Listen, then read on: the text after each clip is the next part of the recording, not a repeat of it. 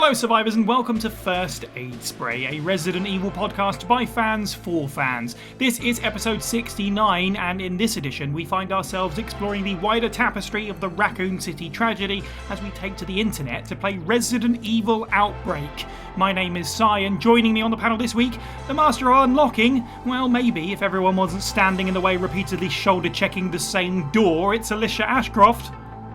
Nice. Even being the tank with the most HP in the game won't save you from your so-called teammate blowing you up with a tanker when you're standing right next to it. It's Mark Wilkins. Nice. Working as a waitress in a Raccoon City bar, it's our very own Cindy Lennox. Come on! Cindy! Come on! Cindy! Nice. Every episode of First Aid Spray is recorded live on our Discord server, so join now to hear the show early and unedited and to become part of our fantastic little community where we discuss life, the universe and Resident Evil. You can find a link to the server as well as all of our social media profiles at our website faspraypod.com. It's the support of our listeners that keeps First Aid Spray going, so why not check out our merchandise or our Patreon page. Tiers begin at just $1 a month. Head over to patreon.com/faspraypod for a full list and a chance to create bonus First Aid Spray content. I nearly got that out without messing it up. We have had quite a busy month since we did our last episode of the main show. We've been busy beavers. There is a lot of content on both sides of the Patreon barrier. If you're supporting First Aid Spray across the many different tiers that we have, you'll have a lot of stuff potentially sitting in your inbox if you haven't checked it out. So I'm just going to run down a bunch of stuff that we put out over the last month. The Parasite Eve bonus show is available for Patreons. That'll be coming to everyone soon, but as always, bonus episodes, Patrons get it first. Really good time to sort of revisit that survival horror / RPG mishmash. The latest episode of Now That's What I Call Survival Horror is up there as well, which is Steve ranking his top 10 tracks from the soundtrack of Resident Evil Revelations 2. We've put out a lot of episodes of A Moment of Relief, which is our new show, and we are looking for feedback on it. So if you're checking the show out, please let us know how you feel about all the various different avenues we're going down. The most recent episode, which is going out this evening to Patreons, is a sit-down conversation between James Bergs and Amy Dezura, who is the former community manager at Adventurers Lodge, the D&D 5th edition sort of community campaign-y thing. It's cool. It's just a relaxed, casual conversation about tabletop gaming. We did a Resident Evil-centric one, which is still Patreon exclusive for the next little while, talking about remakes. What's next? What do we want to see from potential remakes? What games do we not want to see remade, etc.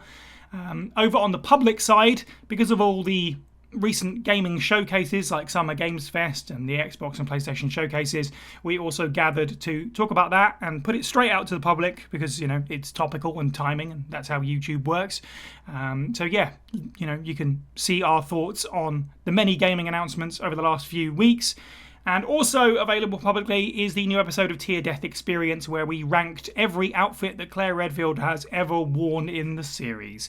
I told you it's quite a lot of stuff. So let's move into the Biohazard news. Counterpoint to the lot of stuff that we're doing, there's only one real news story this week.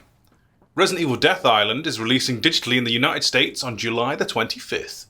Yeah, I think it's still coming to Japan on the 7th from what I understand, but it's coming to the West a little bit later in the month, so that changes our plans a little bit. But it doesn't seem like there's any theatrical run at all. It's tough to nail down any specific details right now. Sometimes that happens with these things, especially when it comes to Europe. Like, we'll have no idea what's going on probably until the day. Do you remember what happened with Mortal Kombat after all during the pandemic and we didn't know what was going on with that? But hopefully that's not quite the same situation here. Jordan, I don't know if you've had a chance to, you know, look at Death Island or talk about it even. Have you looked at the trailers or anything yet? I mean, I've sort of like dabbled in it, but I am way out of sync with most of the CG Resident Evil films. Sure. I think I watched the very first one, which was Degeneration, was it? Yes. Yeah.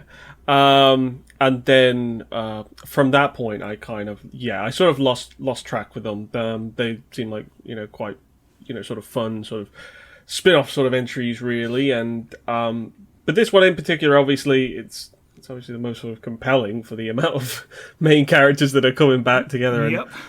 getting on screen together for, sometimes possibly the first time, or at least in this kind of degree. So it looks pretty cool. I mean, I would jump into it if I just basically didn't have to necessarily catch myself up MCU style. And if that is the case, then yeah, I'd like to check it out. I'm a little surprised that it's not out yet, though, because it feels like it's been talked about and sort of shown for quite a while. I didn't think that it would necessarily sort of have that amount of sort of turnaround from sort of like announcement to release, but fair enough. I don't know if it's just them figuring out when's the right time to market it and release it, and if that is, then fair play. But yeah, hope it's a good one. Yeah, I mean, in terms of its release, it'll be out in Japan very shortly. As I say, it's only a couple of weeks away in that sense. But yeah, you're right, it has been a bit of an extended period, certainly. I don't think you'll need a lot of catch-up with it. I don't think the first 2 CGI films are going to be necessarily relevant. But it is going to be... It's apparently a direct sequel to Resident Evil Vendetta, but how much it can stand alone, I guess we'll find out when the film finally comes out. Steve, any more thoughts on Death Island? Because this is probably, I assume, the last time we're going to be talking about it before we do get around to actually dissecting it. Yeah, still quietly excited. Not jumping up, not bouncing off the walls, but excited because in the getting the entire gang together kind of way. Ferdinand in the live chat actually has just pointed out that at least in Amsterdam they are doing it in theatres, so we might be able to catch it here somewhere. I would recommend checking around on various websites for the places of your choice.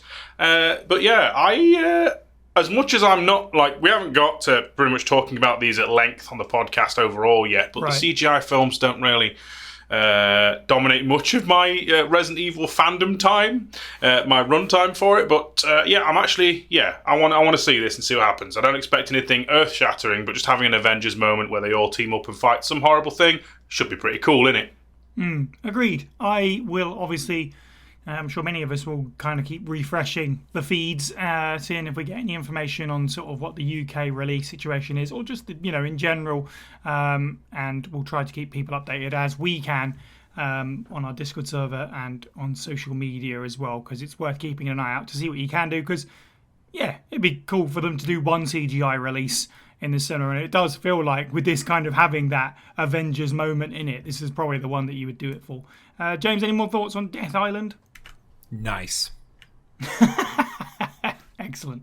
Okay, cool. Thankfully, that is all the news, as Steve has said, because we have quite an episode to get into indeed. It's finally time for Resident Evil Outbreak. And now, reading the file Diary of Barstar from Resident Evil Outbreak, Alexander Grace, who you can follow on Twitter at Resiot_VO. I hate these kids living in the next apartment. They sneak into this building via an access way on the roof almost every day and cause so much trouble. The day before yesterday, they closed the shutter on the 3rd floor while I wasn't looking. Because of that, I couldn't go to the roof to get a package I needed. Then I got a good scolding from Jack. How ridiculous. It's not even my fault. I can't remember how many times they broke the locks that hold the sign to the chain link fence. However, I've welded it so that they will never be able to enter. If they should break it, I will sue them for damaging my property. You better watch your butts, kids. This is definitely one of the most requested topics we've ever had for the podcast. People have wanted us to talk about Resident Evil Outbreak for a long time now, and it's been really about finding the right timing for it, because it required a little bit of prep time and everyone sort of putting some time aside to play together, which obviously we'll talk about as we go on with this. A little bit of background information, although I'm sure most of you know it at this point. The game was first revealed at E3 2002 as Biohazard Online, later renamed Biohazard Network, then Biohazard Outbreak. The idea had actually been floating around at Capcom for a little while, but as is the Capcom way, they're sort of willing to try anything that might be the next big thing. Sort of a positive version of that is doing the VR with PSVR and Oculus, but also sometimes you sort of jump the gun a little bit with stuff like the Zeebo and mobile games that don't necessarily blow up. But Capcom are willing to at least try things out. So this was an early foray into console internet connectivity.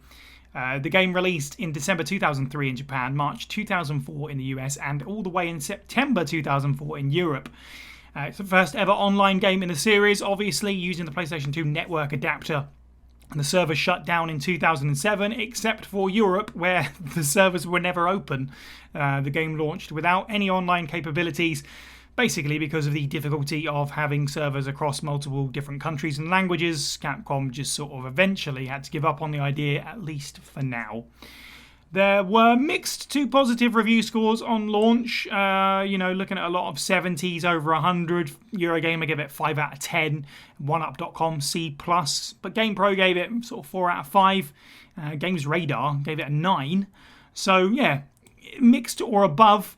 Either way, it remains a game that I think everyone sort of looks back on as the game to talk about, to sort of show that you're a die-hard fan. It's one of those interesting novelties for the wider world. But it's one that comes up a lot in the Resident Evil community in terms of what they'd like to see from the series in the future, be that a remake or the style of multiplayer that the series perhaps should return to. And again, I'm sure we'll dig into that.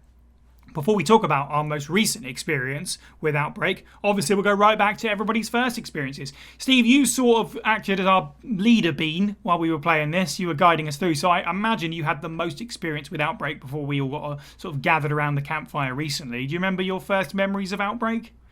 Vaguely, yeah. It was around a summer holiday during my college years, and we'd picked it up on launch or around launch. And basically, me and a bunch of friends got a few beers and powered our way through the first 2 to 3 scenarios that night. Got as far as the hive and then quietly, politely turned it off and put CV on. It didn't leave a strong impression because as much as we'd heard about how it being a community game, a multiplayer game, we didn't realise that we couldn't do it. We didn't realise it wasn't online. Even though I don't think it ever dawned on us that we didn't have A, an online capable PS2, or B, a multi-tap of any capacity. So, I'm not saying we were a bit thick in our college years, but we were drinking beer all the time for a reason. But yeah, I did go back to it eventually. I did, with the help of an action replay. I apologise to those who shun cheating, but I did use that to get through the game and basically unlock all the various endings and little cool little gummins within. So I did eventually rip it open, but that was more in my own time over a few months. But yeah, initially lukewarm, warm to it a bit, but still thought it was a bit iffy. Right, okay. Jordan, any experience with Outbreak before this year? No, none whatsoever. Even though I knew about it more or less from when it came out, I'd see it on shelves so much, or at least it was one of those games that sort of stuck out to me. Much like, as I've previously mentioned about, I think, Gun Survivor 2 on the PlayStation 2. Certain cover arts just stand out, and I actually really liked the Resident Evil Outbreak European cover with all the sort of the arms stretched across a white background. It was really effective. But that is as far as my experience went with it, because, I did eventually get a PS2, and the first time I tried to use an online adapter, when I had a fat PS2, and I bought the online adapter, it was so confusing that I just gave up.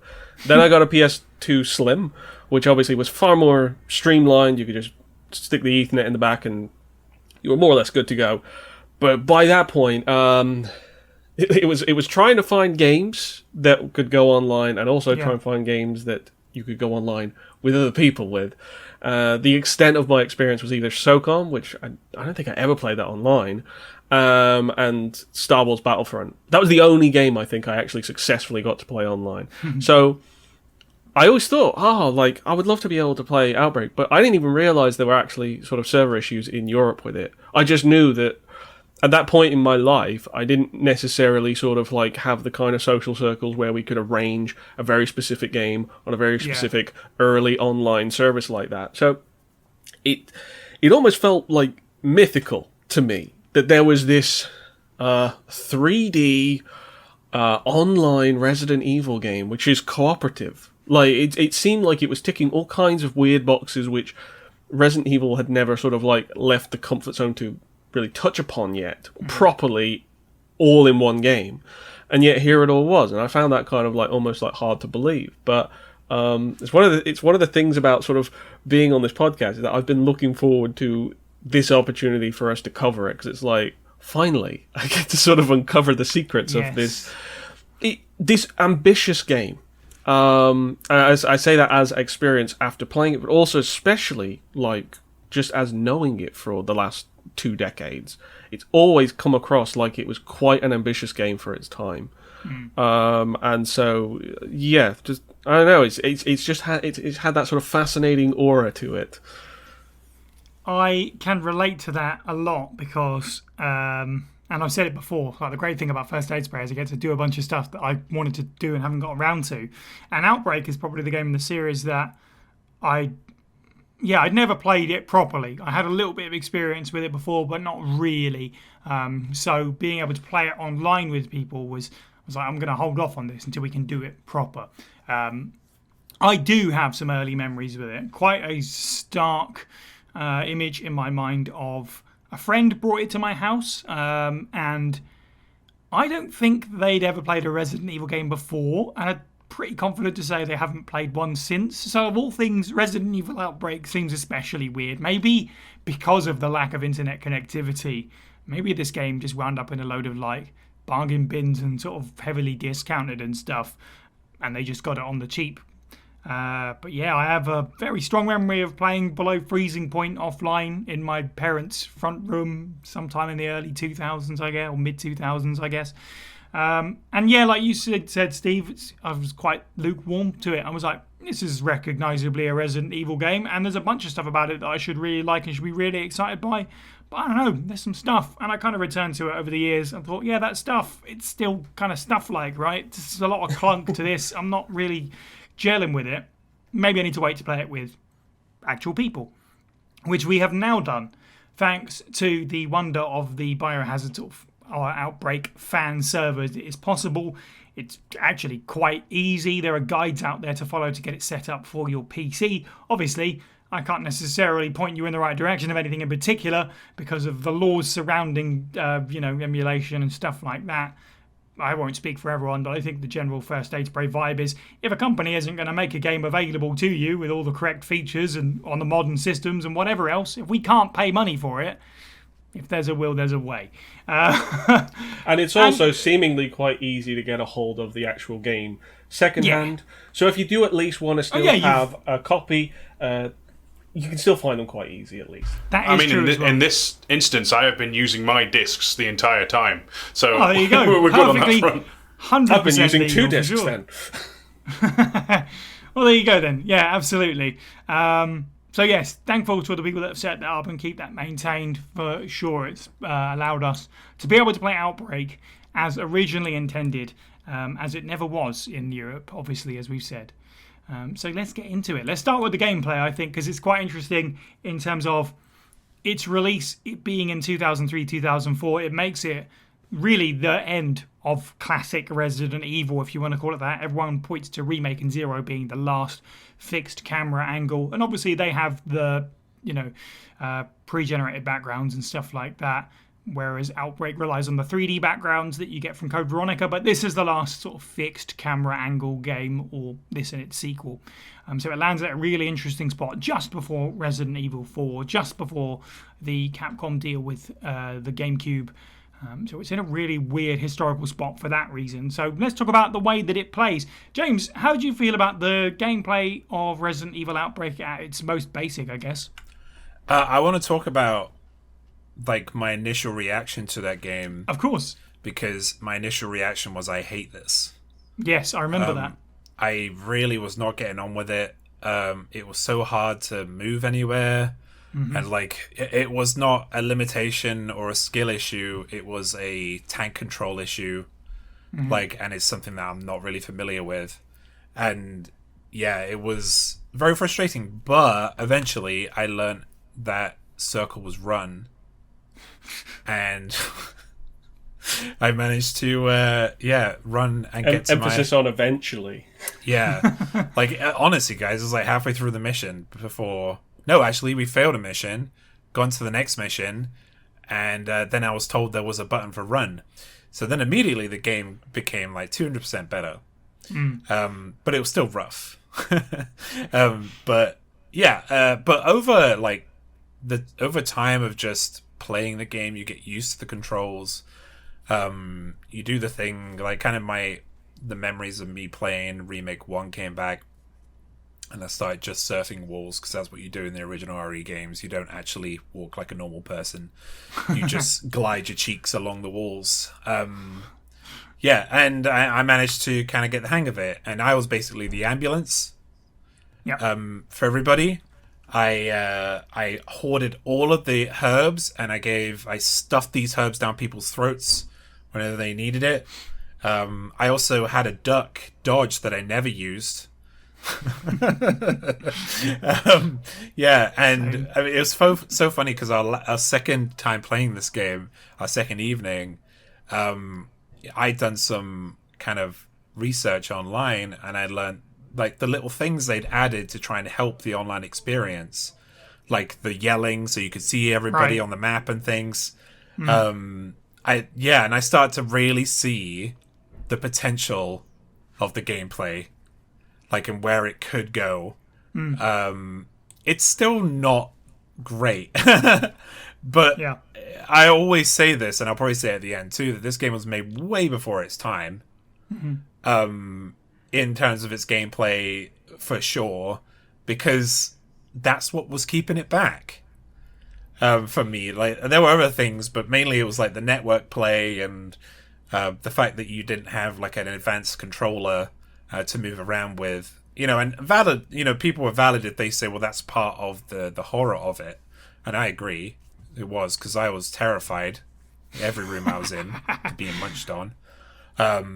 And it was simply because I couldn't get away from things. I didn't know, guys, that you had to wiggle your analog stick until like the third time we played. Like, I didn't know that at all, right? So that, I was learning as I went, and it really felt like a cool... it felt like a brand new game that you just get, and even though the game is over 20... No, it's 20 years now, right? Yeah. 20 years old. It felt like a brand new game, and I was learning as I was going, and that's a nice experience with a video game. Like, I know you probably behind the screens right now say, well, don't you just do that with all video games? But it's like so evident in Outbreak. Yeah. Like, because there's just so many things that the game doesn't tell you. And I actually love that with video games, when they don't tell you some things, but they give you the basics. It's nice discovering things as you go. Yeah. Yeah, overall, like, it just, as I've said, the roller coaster was very low at the start, but then as I started discovering things, I started to love it more and more and more and more and more. And then then the potential surpassed the gameplay itself, and I was like, why don't we have a remake of this game? That's definitely a topic for later down the line. There are a bunch of stuff there that we absolutely need to get into in terms of, like, being ahead of its time and stuff like that. The advantage of the fact that we were playing it together and we could tell you, oh yeah, there's a run button or whatever. As you say, the game doesn't teach you that. Maybe it's in the manual, whatever. It's very like a very obvious thing, right? But we could just say it to you over voice chat. But when the game came out nearly 20 years ago, there's no voice chat in this game. As you said there, you get the ability to sort of like call out to players and say, follow me, wait, all the usual stuff with a flick of the stick, which is nice because it shows where you are on the map to everyone else. But that's the only way you can communicate with players when the game comes out, because there's no voice chat at this point in gaming. There was no voice chat really at all on the internet, like maybe an AIM call or whatever, MSN call maybe, but so it doesn't have the advantage of that, whereas we obviously got to do that, and it made a big difference to make it more enjoyable.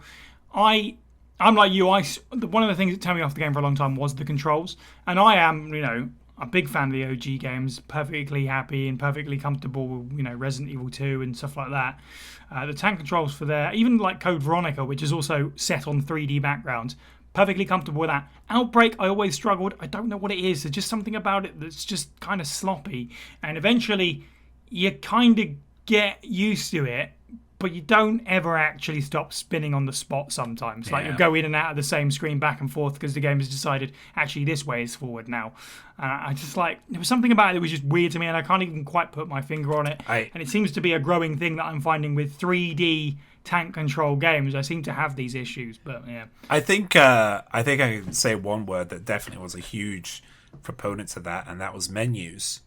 Yes, that was absolutely the next thing I was going to say. It's like Yeah. a barrier between you and enjoying the game. Oh, the amount of times I was like, no, I don't want to click that. And then it would have a delay. And you're like, no, okay, I want to switch over. There's a delay. You just cancelled your action. Oh, it was so frustrating. Yeah, you're right. The delay, I hadn't even thought about that, but that's absolutely a factor. There is no pause in this, obviously, because it's an online game. So when you're in the inventory, all the action is going on around you, which is scary, as it should be, but also frustrating because you add that delay and this like having to go in and out, and there's so many different versions of options where you can heal someone by holding down a first aid spray with them in front of you, but you can't just like jam a herb at them. You have to give it to them, right? I think. I don't know, but yeah, it's like, why is it one way for one and not one for the other? Just stuff like that was just finicky and annoying to get your head around. Once you got there, it was okay. But by today's standards, there's a quality of life improvements that need to be in there, obviously. But obviously, we're talking about a 20-year-old game, so it's going to happen. Steve, how did you find picking Outbreak up after all these years in terms of the controls and the way the game plays? Well, I feel like I adapted a little bit faster than everybody else with obviously previous experience, even though I cheated my way through. But I think if you have any NAS, any experience with playing the original trilogy, at least at a surface level, you'll start okay. But each character, in this respect is basically a class in more modern terms, right? And they all have their own unique. Mostly have their own unique defense/evasion move, an offensive skill, or a utility, which diversifies the cast and makes them a little bit more interesting. For me, that's what makes it, because these are, yes, they're all unique characters with their own lore and story, but it makes it so you can have your own team, your own role in the squad, and it's more so than in a modern game like Left 4 Dead. Mostly, it's down to who picks up what guns, and that's literally the only flavor of uniqueness you've got. Whereas in this, each character can do different things, can operate certain things, sometimes get advances in puzzles. In fact, the fact that this has got all these set scenarios and puzzles into it makes it a lot more engaging for me than your more modern co-op shooter affair, right? I'm not trying to cart before the horse here, but I just feel like everyone else already said, gee, it's a bit ahead of its time, this. But again, it's still got a lot of, compared to the original trilogy especially, a lot of jankiness. Yeah, it does, the net connectivity can make it so that you are being rubber banded around, and that unfortunately can lead you to having what I would feel a lot of unfair cheap shots where I was fine 1 second, and all of a sudden the zombie has appeared on me and has taken 2/3 of my health, and now I'm down, or now I'm separated from the group, and that kind of thing could be probably ironed out with the right kind of net code and advances that we've made since. But in this particular case, it can harm the gameplay experience, especially for me. And we got lucky because we were playing it on lower difficulties, so we were just kind of laughing it off. But if you were actually playing on harder difficulties, and it's going to be really restrictive about time and stuff, that could really mess you up. Absolutely. Exactly. And the baked-in ad-libs, while cool and let your characters say certain things, they don't really offer much in the way of actually communicating with your teammates. And they are more for flavour, entertainment, other than come here, give this, take this. The AI is abysmal. People complain about Sheva, they've got nothing on the AI gang in Outbreak. My God, as people panicking in a zombie apocalypse, that's very authentic. I think, right? I would probably run around like a headless chicken, but geez, Louise, they are awful. It can borderline ruin the experience. This is gameplay-wise, it's online or nothing. Yeah, for sure. And obviously that was a big impact on us as European players, where you buy this and you play it and you're like, I don't know. The AI was a big factor for me as well, just making the game feel really dull without other people to play with. But in terms of the voice lines, Steve, you missed out the best one. The one that I was just I'm going to spam this for the next couple of hours. Every time I got a chance to play as Mark, it was all about, help me! Well, normally it's get ready with the clicker. Jim saying, my life is bleep. Yes, over and over and over again. Jordan, how did you feel about the way the Outbreak plays? Well, first of all, I will say that all of my experience comes entirely from online play, thankfully. Yeah. So I got to play, Resident Evil Outbreak as God intended, or at least as Eiichiro Sasaki intended. Yeah. So that was obviously a big positive, because I actually got to see more or less what the original vision was for this game. I feel particularly bad for people who had to have that first experience using, only the AI teammates. Especially like back in the day, it would be quite sort of demoralizing to maybe kind of pick up a game and think, oh well, they wouldn't include this offline mode if it wasn't up to scratch. But yeah, unfortunately, even nowadays, there's a lot of dumb AI teammates, and you can't do a whole lot about that. But thankfully, that was not my experience. And while I was very much looking forward to playing Outbreak, I was a little bit anxious about it because of the experience of it as a sort of like an online game. I was worried that the fact that you can't pause, that you can't necessarily really go at your own personal pace that you might have in like other Resident Evil games. You're basically sort of you're needing to push on. You're needing to keep moving. These are quite short scenarios. Obviously, playing online, you're depending on others. Others are depending on you. So I worried about all these different kind of things. And like, oh, I'm going to be so bad at this. I feel like I'm going to derail the missions and experiences and stuff like that. I don't want to put a damper on this if I'm just simply not good at it. But once like we went through a couple of scenarios, it suddenly just clicked with me. I was like, oh, this is basically like Left 4 Dead in a lot of ways, in that it's sort of like these short form scenarios that you're basically sort of meant to push through. There might be a couple of objectives. I mean, with Resident Evil Outbreak especially, there's a lot more objectives and different things that you need to sort of like pick up and combine and look for and such.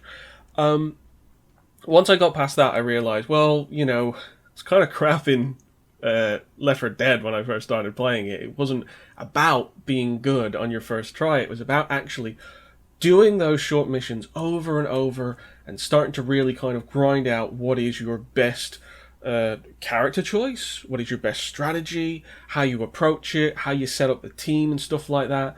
And I found that we were doing that as well, that we were actually we were starting to realize what made the most sense, and like for items, who it made most sense to give items to, and when we should split up to be able to sort of like just break down the amount of objectives that we need to clear based on the time that we have left. All that stuff started to come together, and it really started to sort of click with me. So I mean, as far as sort of like the actual sort of core experience of playing it, it's a weird one because I didn't necessarily find the controls as jarring as I would expect. And I really don't know why that is, because it's not like I'm playing classic Resident Evil every weekend. It's obviously something that I am versed with, but to kind of go back to it, I was surprised with how easily I got used to it, which might just speak to my own personal tolerance for it. I don't think it necessarily would fly if you were to just kind of make a straight-up port of this game now and give it to modern audiences who not only are not used to traditional tank controls, but they're not used to tank controls that don't really have much enhancement. I mean, you can use the analog stick, and that makes it a little bit easier to sort of navigate than you used to with the sort of D-pad, but that is obviously very minimal difference to the controls. And yeah, to echo the sentiments, the actual sort of item management and the menus just in general, they were the big sort of sticking point. It's one of those things where it's like it seems so obvious now that would be something that would be put aside to the D-pad. Obviously, back in 2004, they had plans for the D-pad. They still wanted to use the D-pad for other stuff, and it wasn't obvious to most developers that was the way forward for inventory management yet. It was going to get to that point, obviously, in just a few years. But, everything that I kind of came away with, I sort of like...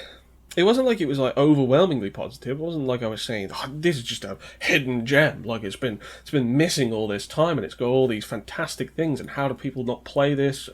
All the time. It's got a lot of solid concepts. It's a really sort of solid concept as a game that. We'll probably talk more in the conclusion, but it's something that Capcom absolutely needs to come back to and understand the sort of appreciation that can be there for it. I do have to give shout out to the fact that there are so many external factors, however, that have also played a big role in my such a positive experience. Obviously, it's the fact that I'm playing it online, and I'm playing it with a group of friends who we're going to be sort of playing it repeatedly, and we're going to grow with the game together, and we're starting to make plans. We have voice chat. That's another thing that you just wouldn't have had back in the day. And also, yeah, again, big credit to the community that's actually made playing this online again possible.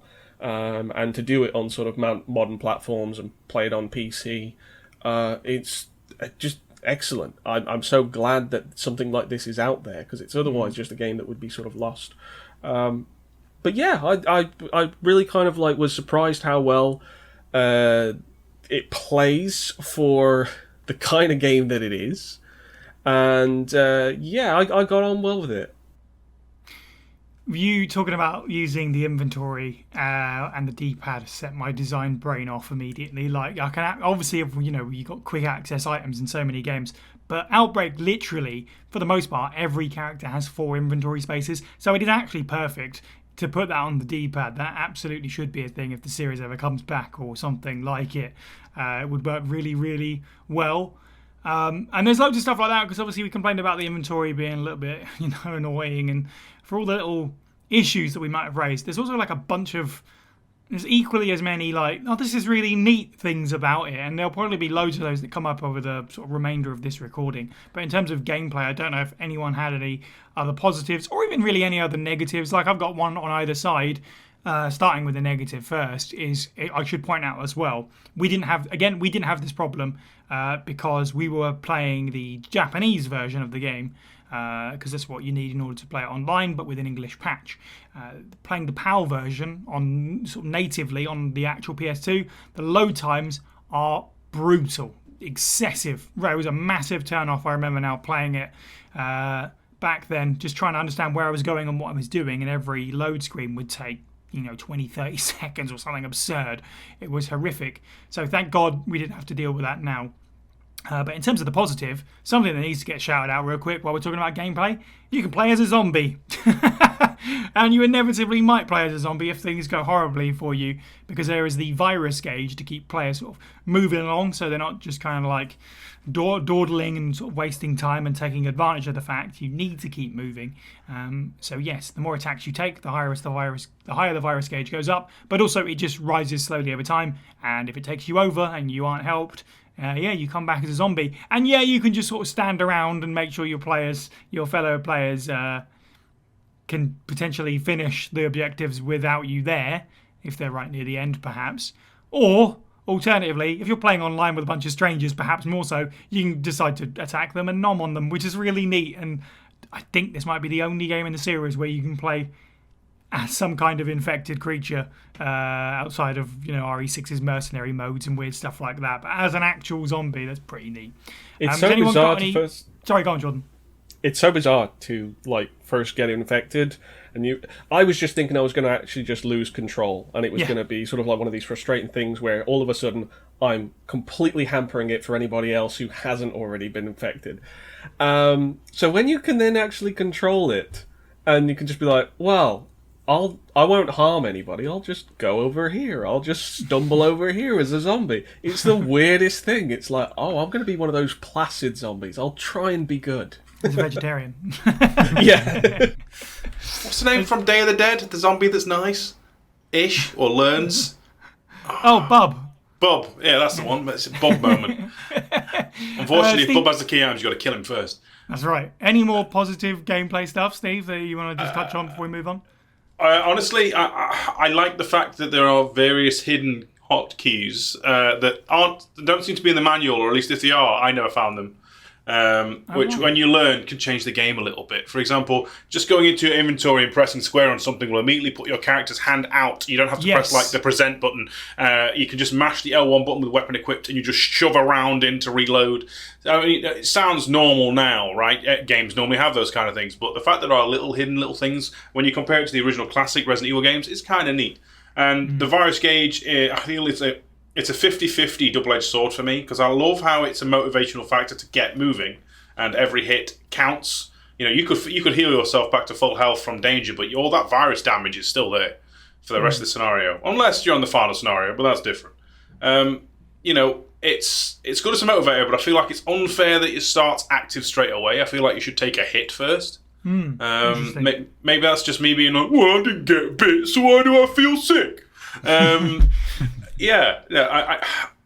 That and the ad lib system being so ridiculous, it still works while you're a zombie. Yeah, for sure. But you were saying there about the pressing square to present an item to another player. This speaks to what you were saying, James, about discovering stuff about the game, because I had that moment midway through all of our playthrough. I was like, oh, I can do this. I didn't know that was a thing. Awesome. And it felt really good. You're right. James, any more positive little takeaways about little moments of gameplay that sort of, struck you as really cool and interesting and unique? Because I feel like there's a lot of random bits in this game that are like, oh, that's super cool. Oh, when you can break the puzzles. Yeah, sure. Oh, yeah. I mean, we had some really cool moments. Just personally. Like, that, I think I can kind of speak about, not in depth about those moments, but Outbreak has moments you will remember. Like, it has that game, I don't know what you call it, game feel, I don't know, the gamer memory. You just, like, there's a core memory that is unlocked when something is going so terribly awful, but you manage to, like, crawl out. And, like, we had a particular moment right at the end of the game, which we'll go into later, I imagine. I think so, yeah. Right, but it was so good. Like, it was, like, all of us were doing something, right? And we were all keeping busy. To put another negative, and it's not really a negative, it's just, like, what I hope to see, and maybe someone's done it already, but can you imagine this game with proximity chat? Like, and yeah, that'd be great. Yeah, because the amount of times we sat there on Discord and we would go, "Where are you? Where are you? Where are you at?" you know, and we'll go, So you then had to go through the menus, go to the map. I'm in the room that is, yeah, and it's like, proximity chat could fix that. And another negative is I don't like that you could turn into a zombie because there's no reward for it. Like, there's literally, like, but this is like this was the first game that did anything like that, really. Like, and so I'm not gonna knock it down points, but it would have been cool, or if there is gonna be made, something in the future, it would be cool if you could have like kind of an Among Us thing, yeah. Suddenly your goal to ruin everyone else's day. Exactly, like Mario whatever party, you all become, you won't be ever friends again once you play Outbreak Remake. It would be great because I when I became a zombie, I just stopped moving and I just died. Like because there was no reward for me to kill you guys at all. So that's the only things. I'm sure there's more other things, but this game is so deep, to be honest. Mm-hmm.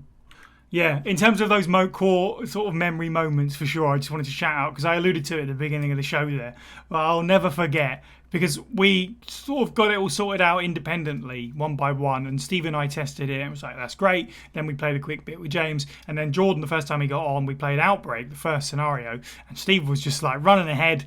There's a moment where you have to set fire to a bunch of oil coming out of a tanker to sort of stave off the giant horde, and it didn't check that James and Jordan, who were very new to the game, had crossed a sort of safety line, and that's where it ended. And I brave refute the leader allegations. just set fire to everyone. So I just thought it was an amazing moment. I was like, wow, yeah, this game's great. In terms of gameplay moments like that, there was, below freezing point, there's a point where you need to open a hatch to get a valve wheel, and this involves getting a wrench and unfreezing it. Yeah. However, me and Si were dodging a zombie, and it gives you these exploding vial things, and I just threw the vial, missed the zombie completely, and blew the hatch wide open. I'm like, oh, cool, I've just saved us 10 minutes of faff. Yeah, stuff like that can happen, I think is fun. I'm sure there is a particular other sets of stories, but I'll let the rest of the gang have those. Jordan, any more positives and negatives for gameplay or any particular moments as a highlight? I think we'll probably get more into it in the scenarios, really. Yeah. No, I think it's clever how things can kind of come together, especially towards the ends of the missions, and it feels like it really sort of pays off. I suppose one thing I can say is that sort of the difficulty can vary wildly. Obviously there's a couple of different difficulty settings that you can have for the missions just in general, and the sort of the steep curve between them can be quite large, But I found that like certain missions in particular were sort of like, even when we were playing on sort of on easier difficulties, it was pretty tough. Like, Yes. you'd have to really sort of coordinate because there's a lot of resource draining, and there might be certain sort of like stalker enemies that you have to face in some way or other, and if you're not losing resource in your ammo, you're losing it in your health, and if you're not losing it in your health, you're losing it in time. So it's a surprising one, because even if you do have people who are sort of knowledgeable of the game and sort of maybe done a couple of runs on the mission, it can still be tough to coordinate things and actually get over the finish line on at least some of the missions. Some of them were actually a lot more straightforward than I thought. So it's interesting. I don't know if they made that as a sort of design, or if that's just maybe a little bit of imbalance within the missions themselves, just because some of them are a bit more littered with enemies than others. So I don't know. Yeah, it's worth saying that we played on sort of some of the lower difficulties. And because, as you're right, some of the harder ones are extremely hard. Not even the harder ones. Some of the sort of middling ones onwards are extremely hard. And a perfect example of that is below freezing point, where when we played it on the easiest difficulty, there's like a 3-minute timer before the final boss, where there's meant to be a bunch of hunters spawning basically continuously. And on easy, nothing spawned at all. We just stood around for 3 minutes. And on normal, it was just like a truckload of hunters, and you're pretty much, it felt like you're basically doomed unless you use the pokey hiding spot, which seemed to just kind of like solve the entire issue, which is nice. But stuff like that, there's like certain BOWs that only spawn in harder difficulties, which is a shame that we didn't get a chance to experience them this time around. But yeah, Outbreak is just one of those games that you can continually go back to, as you say, and sort of continue to work on your strategy and then eventually jump up some difficulties. So who knows, down the line that could happen. But yeah, let's talk about scenarios then. There's 5 in the game to get through, all with their own sort of spin on things. We've got a different location, different BOWs, different goals and that kind of stuff. So we'll just go through them and everyone can say their piece slightly on each scenario. So the first one being Outbreak, which is a run from a bar through streets, rooftop. I think it's meant to be sort of like an overarching This Is Raccoon City kind of feel. Feels very based on RE2, sort of like quick, brief tease of the city before you get to the RPD. In that way, it's very similar. And also it's very similar to RE2's because it's immediate hysteria when it starts. Jordan, what did you think of Outbreak, the scenario? This is the one I thought I would probably be drawn to the most, because it's one of those ones where, there's never enough Raccoon City that you can get a hold of, to be quite honest. To go back through those streets, because so often it's just in ever crisis. So you're just constantly running and escaping, and to be fair, that is exactly what's happening here. But I'll be honest, it didn't necessarily stick with me as much. Maybe it is just because, quite frankly, since then there has been other games that have covered Raccoon City and running around it, and quite frankly, in higher fidelity and better visuals and such. But it was cool. It's just I think I like some of the other scenarios a bit better. Mm-hmm.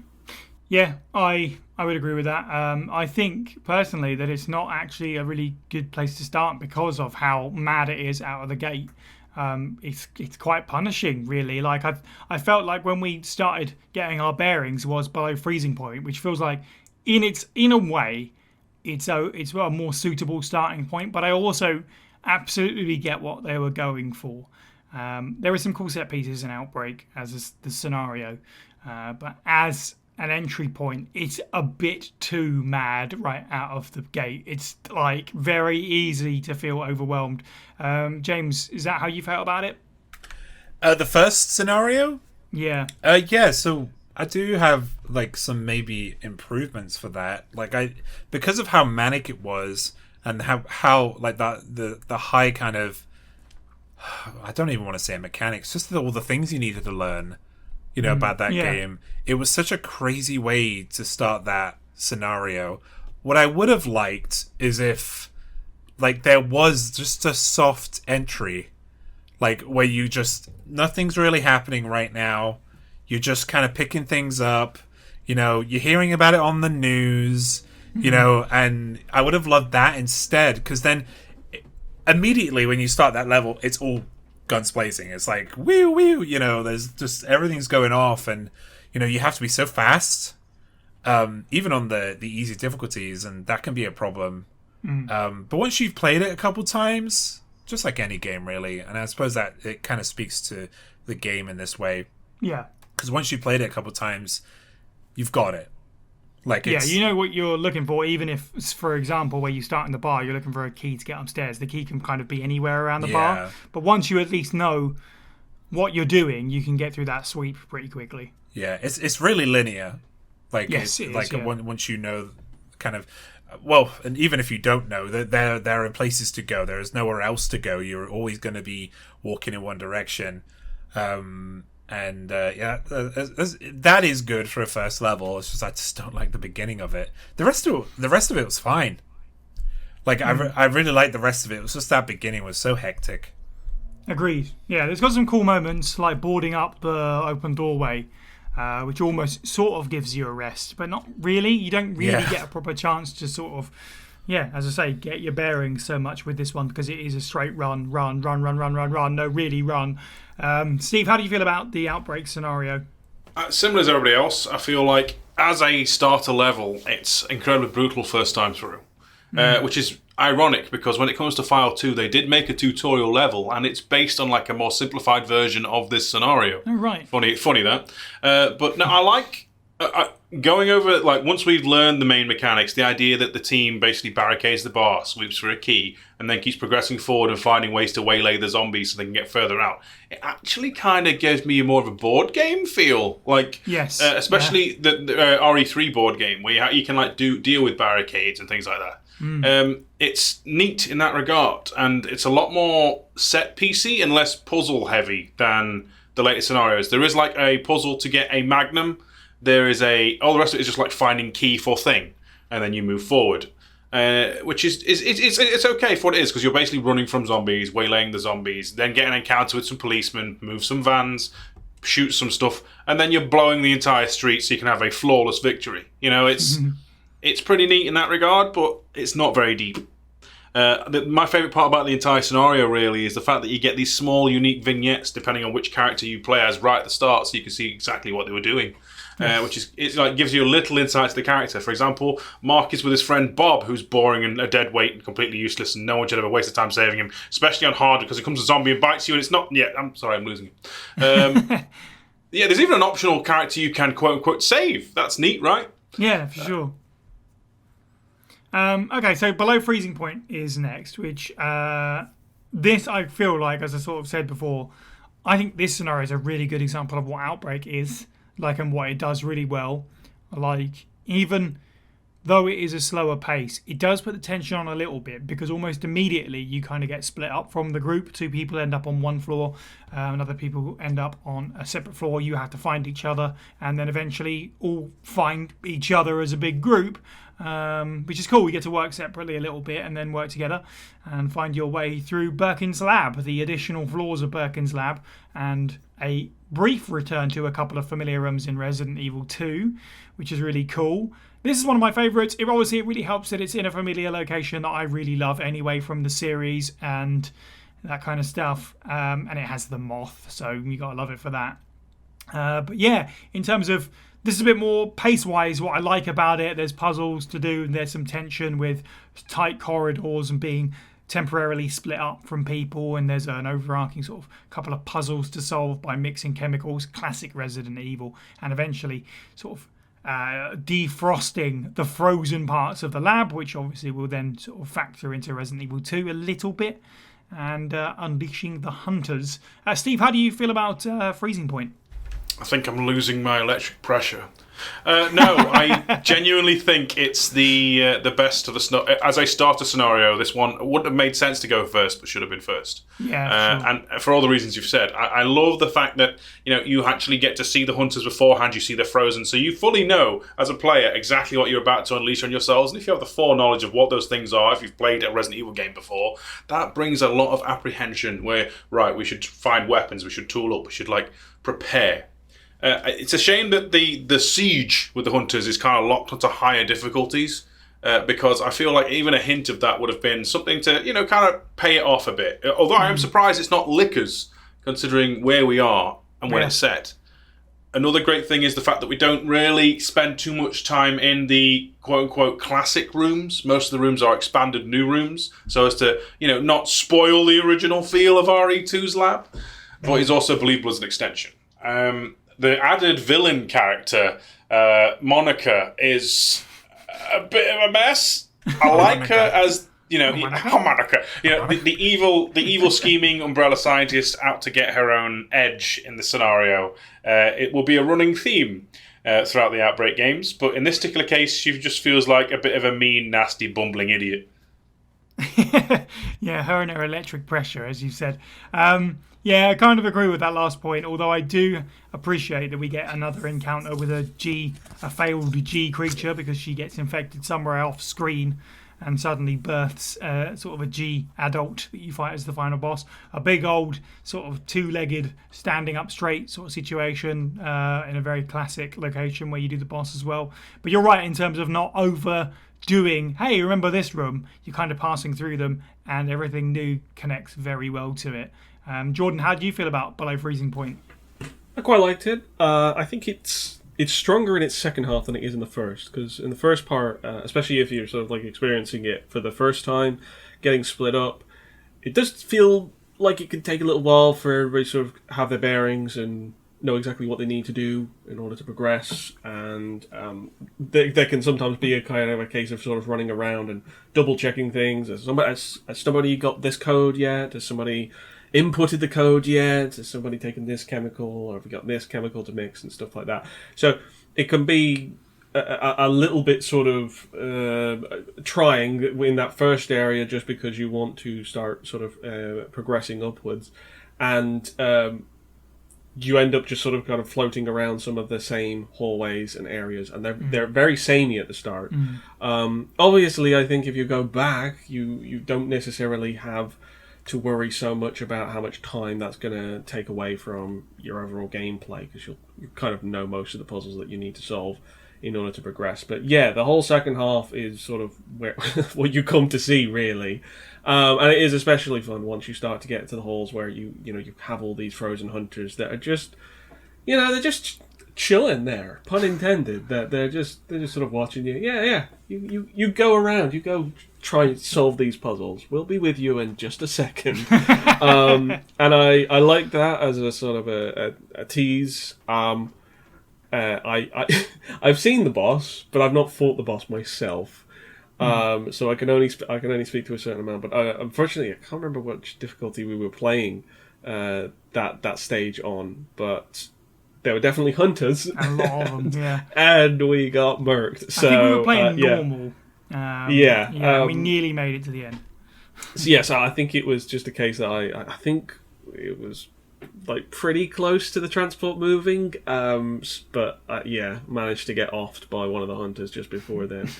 So yeah, it's quite sort of backloaded, really, as a sort of a mission. It progressively sort of gets better, and it comes into its own more as it sort of expands on those areas and starts sort of bringing its own twists and stuff. But it's a solid mission.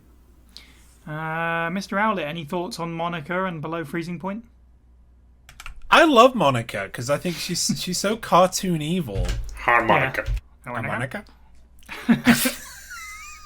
Nice. Let's say nice 69 times. That's in the contract. Good luck. Yeah, I really liked her because she was just stupid. Like, she was really silly. There was clearly like somebody who came into the writing board and just said, "We need an evil person." All right, I got you, boss. Like 5 minutes before development, before he actually goes to the voice actress, Here you go, here's the evil person. Oh, easy. I only get like 7 lines. But the lines she did were they felt very Resident Evil. Every playthrough we did, we all mentioned the electric pressure line and giggled. And there's the cheesiness of her, reminded me a lot of like the original trilogy, like, and like the cheesy lines from those games. Yeah. Like, I think that's why I liked her so much. Like, she wouldn't have fit into the narrative of, like, recent games, for instance. I would have said, no, I don't like her because she doesn't fit the theme and stuff, but she fit Outbreak perfect. Yeah, I think so. Like, for me, I don't really have a bad thing to say about her because she was a good villain for that moment for me, including her electric pressure. Okay, cool. The next scenario is the Hive. Not to be confused with, of course, the Hive from the Resident Evil film that came out a year or two beforehand. Obviously, that's what they're going for, though, with the name. Nonetheless, there is some bugs in this Hive, some leeches specifically, not to be confused with the Leech Man from Resident Evil Zero. But it does take place in the hospital from Resident Evil 3, and I find exactly what you said about the Birkin's lab, Steve. Same thing here. There are a couple of rooms, I think like 2 really, that you pass through. You're like, oh, this is cool, I remember this, and the rest of it's brand new, and it really bolts on perfectly. James, how did you feel about the hospital level, the Hive? Hated it. Yeah, I thought so. It was so... I don't like saying the word hate, actually. I'm going to rescind that. I just really dislike that level. Like, it is... it's so convoluted. Like, because that level, I think, might have the most annoying loading screens. I think that's right. What made it worse, because you would go up an elevator and then you'd have to like go through a bunch of doors to get to more elevators. Yeah, and, okay. Like, and on top of that, like there was trying to find your team. You know, one person might have said 1B, another person might have said 2B, and then you're like, oh, I don't know, quite hear. I couldn't hear what you said, and then the Leech Man comes. Right. You know, and the way to kill that guy is again way too convoluted. Like, because even when he was not there, it was a problem. Because I felt like we were fighting the level itself, like the design of it. Yeah, it didn't feel like it gelled very well. Like I couldn't so when I'm playing games, I try to have like a mind's eye of the map in my head, right? But it didn't really work for me, and I'm not very good at game geography anyway. Steve knows that, right? But like it's still, I would like it in a game where the map is incredibly important and knowing where you are. Like, yeah, I would have really loved that. The Leech Man was just an annoyance, really. It was like, oh, we need to be in this room. No, we can't go in there because the Leech Man is in there. Okay, well, let's run away for like 2 minutes.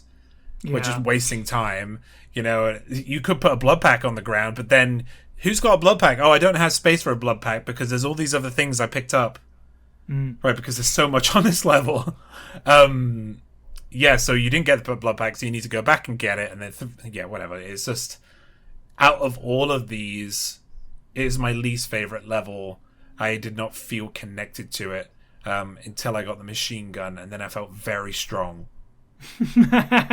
And, that's thanks to Steve, because Steve is a real one. Cindy impersonates a dying man's wife and gets a machine gun. What a hero. Worth it.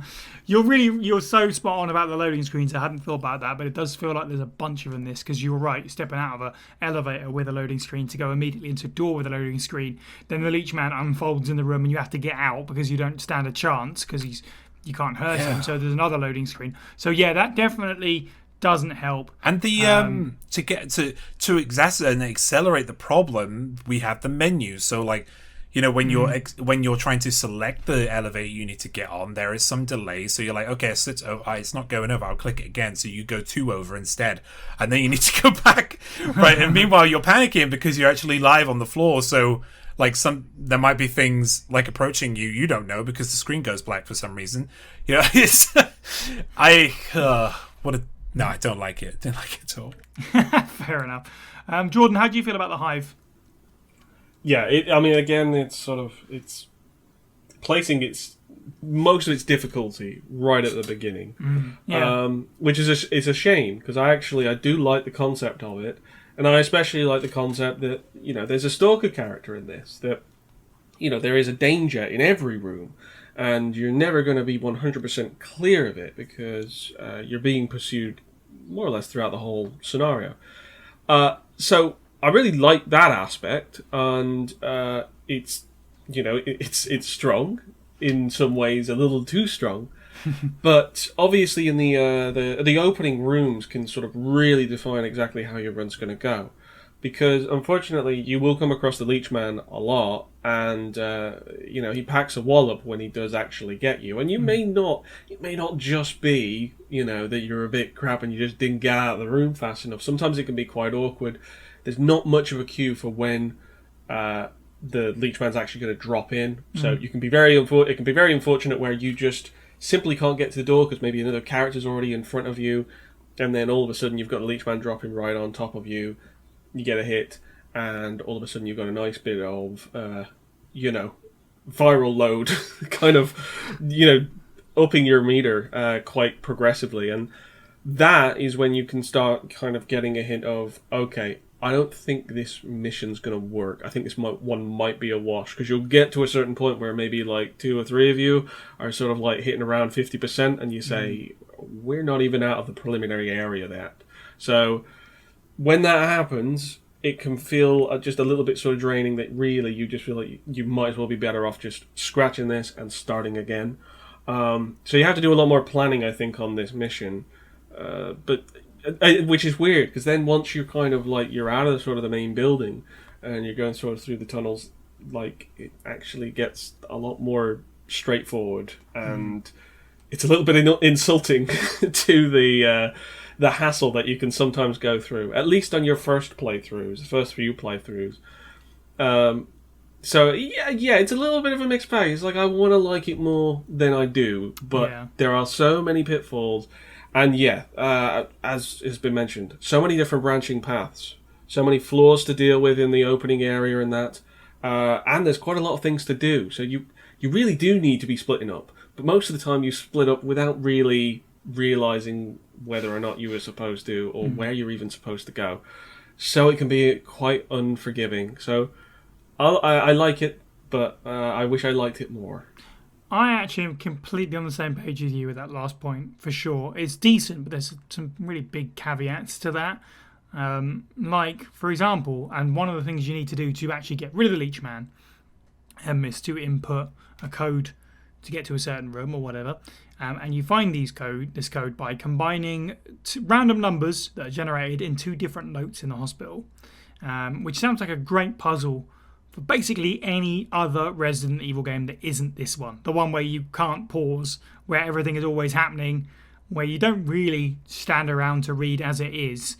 Unfortunately, with Outbreak, there's a lot of great files in it, but you don't really have time to stand around and read. You've got to get moving. And also in this scenario specifically, there's a scary Leechman who is always hounding you. So you don't really get a chance to look at that code for very long before he's suddenly unfurling from the vent and sort of giving you a big leechy hug. It's absolutely got its issues. I really like the location of the hospital, the return to the classic hospital. As I said, it fits together with the original rooms that we know from it really, really well. But you don't get a chance to stop and smell the roses even remotely, because it's an entire it's all panic while the Leechman's around, and then after that there's a nice little sweet spot after that, I think, and then towards the end it just kind of like trails off a little bit with the boss fight. It's just like definitely could be better, unfortunately. Steve, where do you land with the Hive? If you were to stack every single scenario from Outbreak File 1 and File 2 end on end, this is this briefest entry in tier death experience. This is the bottom. It's below the bottom.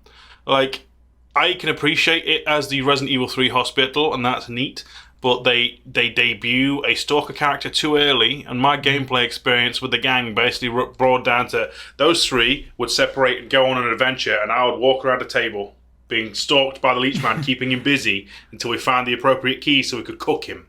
It wasn't appealing, and it's capped off by perhaps one of the most tedious boss fights in the game. You have to basically lure a slow-ass leech into various environmental objects to hurt it. You could kill it conventionally, but it's just tedious and tawdry. I'm trying to figure out if Hirsch, the one human character you meet who's the English doctor, or at least I think he's meant to be English, is the Leechman. Who was the Leechman who attacked Hirsch in the first place? And where's he? Does that mean he's still out there? Alive? I want to kill him, Si. I want to hunt him down He's around for Outbreak File 3. No, but seriously, the extra rooms at the hospital are neat. They're great, but you don't get any time to enjoy them because you've constantly got this wobbly, pain in the arse stalker. He's not even a cool stalker. It's just a zombie with jelly arms and squelchy. Yeah, no. Yeah. The boss fight annoys me, and the stalker annoys me, and they're not fun. If you don't like Zero's Leechman, this is actually worse because at least Zero's Leechman has like crazy jazz music. Like he's got something going for him, like the nuts flute sound. This, not probably the worst stalker in the series. That might also be a tier death experience. Write that down. Okay, cool. Let's move on then to Hellfire, set in the Apple Inn Hotel. The lodgings of Dario Rosso, and I think even maybe there might be some lore out there that says Claire Redfield lodges here when she returns to the city to find Chris. But I don't know, pre-booked a room, I think. But that's neither here nor there. This is the hotel that is on fire.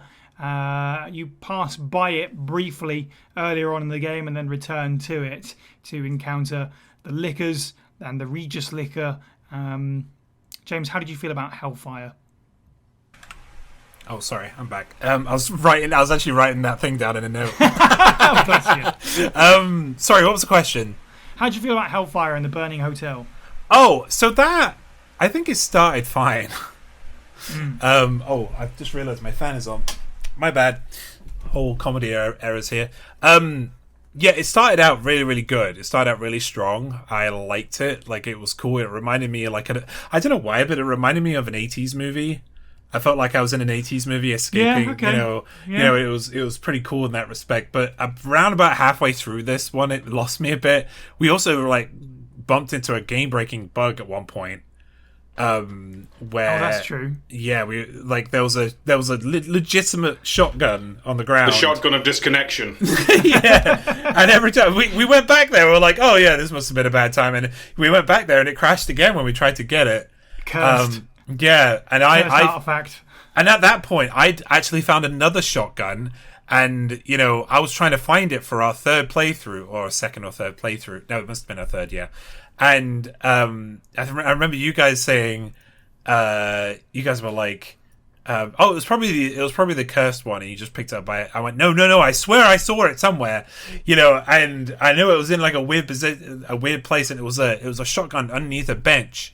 I remember seeing that because when you're going down one camera angle, when you're actually walking as in proggers, you won't see it. But if you walk back, you'll see it glistening. Right. And I was like, oh, that's cool. If you just go back on yourself, you'll actually see that. There was, I'm just trying to think of highlights or else I might be a little bit negative because it is kind of my second least favorite of all of these. But I think the other thing was when we were there are, again, we were talking about memories earlier on, and like gamer memories and stuff, and them stick in your head, and this was going to be a big one. It's finding that map with all the countries on it, and I'm going, oh, there's a bunch of countries on this map, and some of them are like colored red, and some of them are lit up, and and meanwhile these guys are like downstairs or wherever they were, right? And they were going, oh, it's like these things here too. Oh, that's strange. And then let's go upstairs to James and figure out what this is all about. And that's gaming. Yeah, for sure. I remember we kind of wound up in that room looking at the map and be like, oh, there's just one that we didn't push correctly. And I was like, do you know what? I'm just going to go and journeyman it downstairs and come back up and do that by myself. I'll be all right. Like it was a really cool little moment. Like without context, it was like the game's telling you to go to that room. Everyone needs to come here so you can get context because there's no way you could describe. Because I think I was set there going, it's a 4x4 square, and Plus, nothing. you don't know if the game wants you to be red or grey, right? Yeah. It was really cool. I am sorry, but I do not. What was the end of that one? Liquor horde fight with the upside down liquor lady. I'll tell you what. Weird, that I don't know actually why I forgot that because that was sick. Like when she came down from that ceiling, I catch my pants. Like, and then Sai just walked over and one-shot it. It was great. I just ran away. I was like, no, I'm getting the hell out of here. Oh, yeah. That was a scenario where I had the grenade launcher, wasn't it? I remember now. Yeah, you were dressed to the nines with freaking. I had everything, didn't I? Yeah. Yeah, and we were That's the sitting only there. thing about that. It's like the reveal of the boss is really cool, but I thought that the boss kind of sucked. Like it died so quickly, we didn't get a chance to properly experience it. So that's something to maybe go back and do on a harder difficulty and see how it feels. There was also the baby lickers. Like Baby lickers. Well, the skinny lickers. They were just yeah. they Oh were, yeah, that one that freaked out as well. That would Skinny lickers. The way you phrase door. that, it's like skinny dippers or something. Like, skinny dippers. no, they're going to go into the raccoon zoo. Pool, I don't know, swimming baths. When I first saw those lickers, I was terrified because, of course, you would be because lickers are meant to be terrifying, but they are not in Outbreak. No, they're I not. distinctly remember at least one time where three of us unarmed just kicked one. Yeah, we just mugged him. That's it's pretty much what we did for everything. We just stun locked it on the ground. It's great time. Yeah, anyway, it's my second favorite, and I'll put my two highlights there, but otherwise it was fairly forgetful. Your second least favorite is that, I take it. Yeah, it's second least favorite, definitely. I'm the same, and I'm glad you pointed out a bunch of cool memories and stuff we associate with it because it's made me smile about it. Because it's kind of similar to the Hive and what Jordan said. I kind of want to like this one more than I actually do. Like the setting's really cool, like with the fire and stuff. Even though sort of climbing around the side of the building was kind of a pain at times, and it's got some issues, but it's a cool concept certainly, and the firefighters and all that stuff. But it's kind of long and samey, and it gets confusing, and yeah, it's just sort of a bit long in the tooth for me. I think it's the issue really. There's some great stuff in here, but it's kind of lost amongst the length of it. Steve, how did you feel about Hellfire? I have questions. For one thing, Among Us suspect sound. Why are there firemen in the building before it's on fire? But also, like, I can appreciate how much of a real building this one feels like. Yeah. Like, compared to everything else, this is the one that most has geometry and layout that would be fitting. If it wasn't falling apart and on fire, it would be fitting an actual hotel. There are some puzzles which are entirely optional for weapons, or at least they were on the difficulties we played. And it's got a unique gimmick enemy in that it's the lickers. They are weedier than your traditional, more stocky, muscular kind of lickers. And they have a boss fight that, at least in the terms of this game, is probably the second best boss fight. And even then, Sai could one-shot it with a grenade launcher. So what does that tell you? It's okay. I think it gets a bit of a bad rap because it is mostly linear to begin with and then branches out and then collides back in again with all that kicks off. But I feel like it's got so many unique little traits, and I wish that the building being on fire had more of an effect other than, like, visual. Like your characters will maybe need to find ways to clear the air or respirate or anything. Because they can just sprint around this collapsing thing for a good hour. Their virus gauges tick up, and there is no real ill effects. They're not even like suffering from like coughing or anything. It's not really selling the authentic vibe. But all the little hotel rooms being basically, it reminds me of the guardhouse in RE1. How they all have their own little ensuite and things. It's kind of neat for me. It's funny actually. The You say door about puzzle. yeah, it's funny you say about it being realistic because it reminds me of Silent Hill locations, like the school and like the hospital and stuff like that, which is like it should be. It's like stacks of the very similar rooms. So quite unlike Resident Evil in that, because it is, the most realistic thing in Raccoon City in that sense. There's probably more they could have done with it overall. Is a good take, I think. Jordan, how did you feel about Hellfire? I dig it. I actually quite liked it, despite the fact that, yes, the environment is naturally quite repetitive. But I suppose what I liked about this one was how much more exploring you're allowed to do by the game. While there are enemies about. I just felt like this was more sort of designed for a puzzle solving and environmental sort of storytelling, and that you can appreciate a lot more with regards to things like notes or any kind of like optional puzzles and stuff like that. So I know this one took us sort of like longer than it probably should, but I quite enjoyed that because I was just enjoying the experience of sort of messing about up and down the levels in the hotel anyway. So I had a lot of fun with that. And there was a whole lot less peril, so maybe I liked it for that reason as well. There wasn't really much of a danger of any of us sort of like turning into zombies ourselves. I give some credit of that to the fact that a burning hotel is actually not a great place for zombies to hang out. As I found, because you can just basically stand on the other side of a fire that's happening on the carpet, and a zombie will just walk right into it, and they will just burn to a crisp, and you will be fine. You'll have a little bit of entertainment, and maybe like a slightly sort of badly burnt smell getting to your nose, but besides that, you're otherwise fine. And that actually goes for a lot of the hallways. Okay, you'd get a liquor every now and then, but obviously we've shown how we show justice to liquors, and it is merciless and relentless. But I quite liked it, and I really dug the fact that the sort of the puzzle with all of the different locations, actually figuring that out by going to each room was pretty cool. In the way that if you sort of coordinate it, you can basically sort of clear it quite quickly. If you have certain people on point to cover certain rooms and check all of the paintings and stuff like that and hit the switches, you can do it quite quickly, which kind of gives me, I don't know, it gives me that kind of like Crystal Maze kind of feeling of coordination where you're shouting to other people most of the time when you're just not in the same room, but together you can figure out these resources. Of course, it does make a bit of a sort of it's a bit of a head scratcher to think of how this was meant to be implemented in 2004 with such limited communication. But hey, it at least stood out now in 2023. So I did like that aspect, and it's not brilliant, but I enjoyed it, and there was a lot of like unintentionally funny moments. The boss getting one-shotted was like it's just hilarious. It was a cool looking boss, but it was just kind of a wow, that was it. All right, let's get out of here. Yeah. All that lead up time, and just done.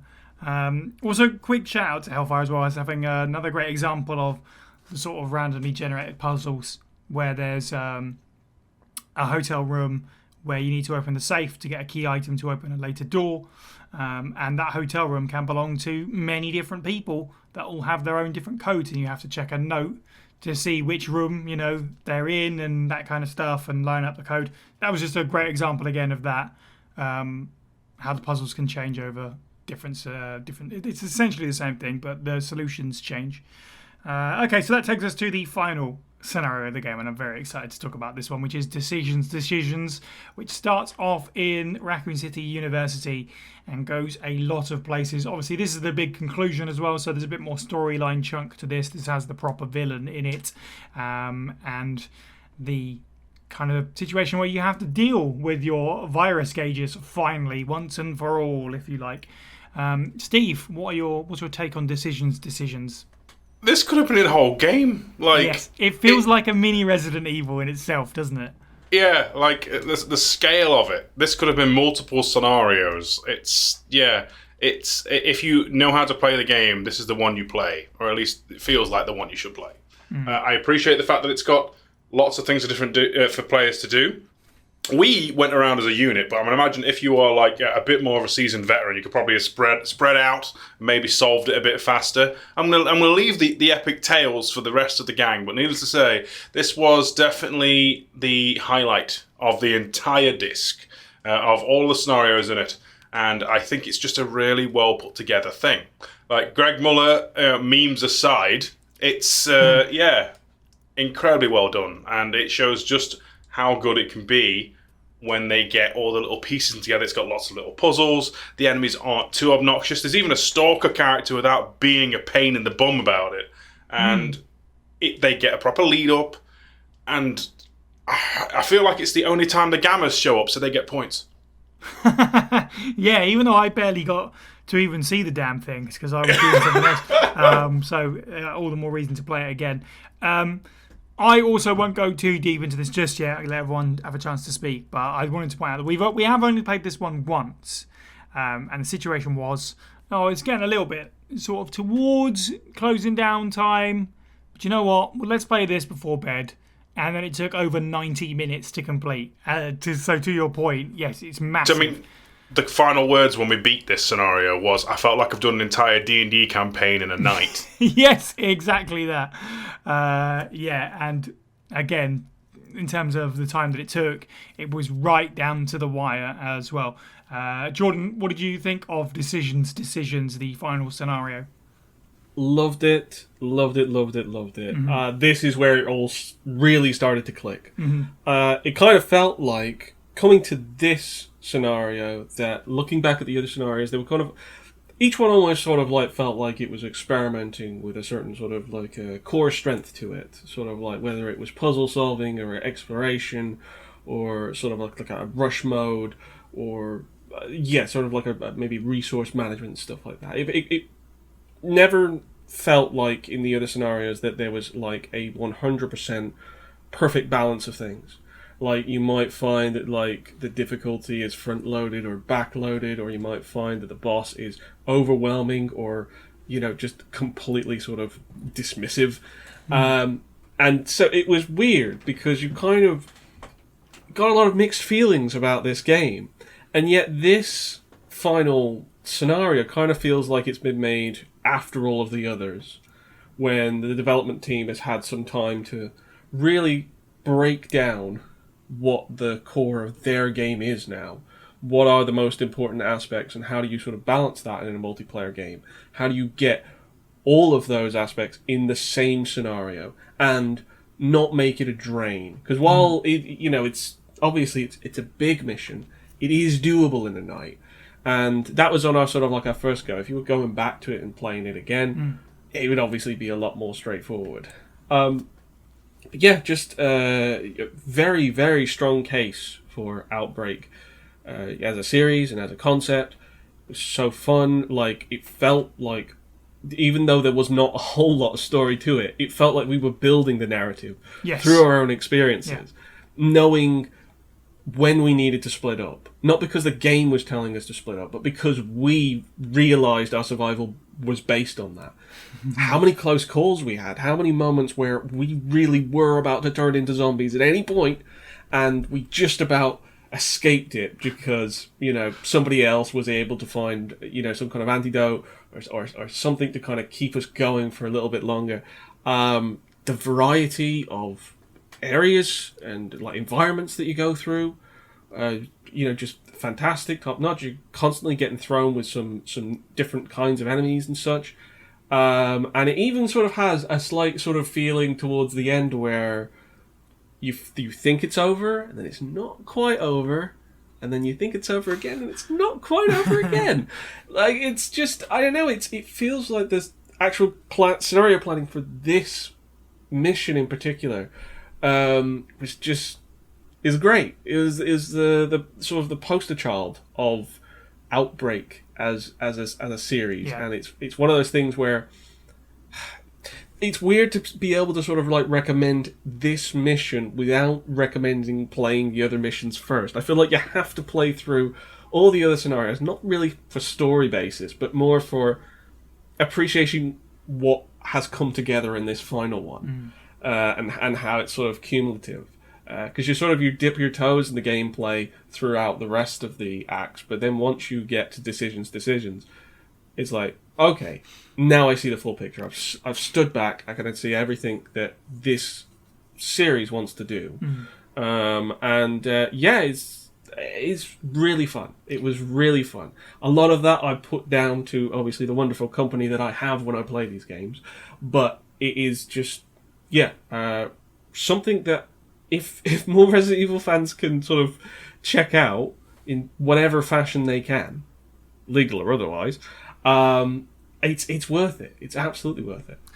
This really does feel like the main event, doesn't it? Like, it's almost like every other scenario beforehand was a little bit of a training for this. This is the real Resident Evil Outbreak.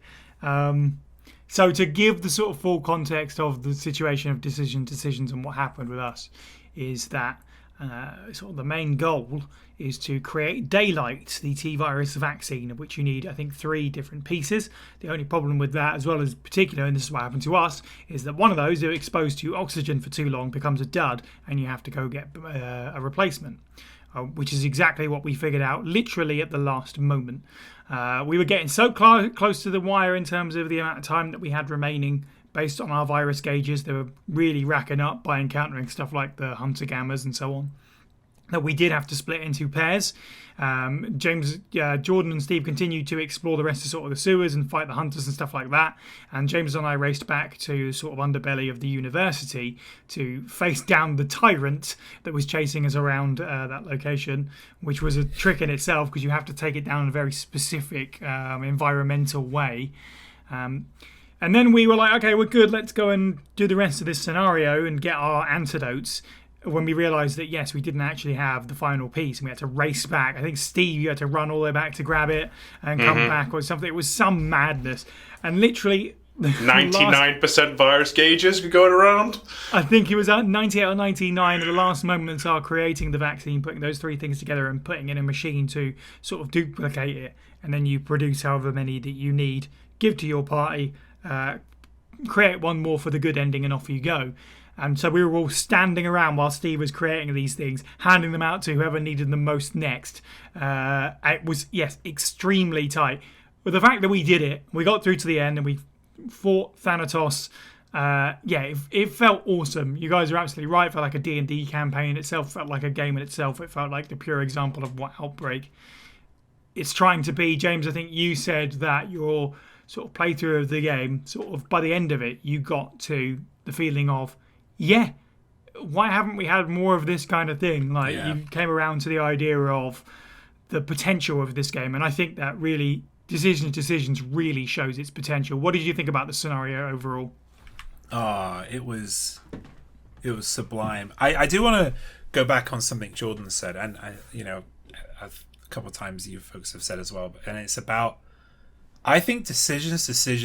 This is going to be controversial, maybe, but I mean, why would I be on this podcast if it wasn't to ruffle some feathers? I think decisions is so good because of the other levels. Yeah.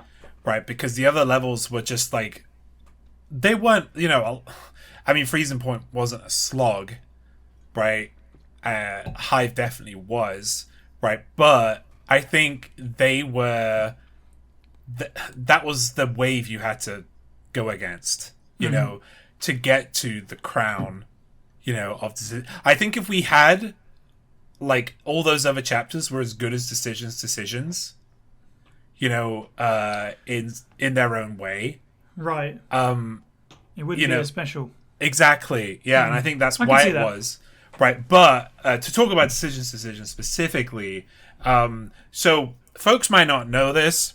I'm always causing problems, Netrus just said in chat, yeah. So folks might know this, but I'm not particularly gifted in terms of complicated puzzles. But I'm very good at observing puzzles, like observational puzzles. And there was this point where there was this puzzle to do with numbers on a page, on several pages, and it was just a bunch of numbers, and then it gave you a number code thing.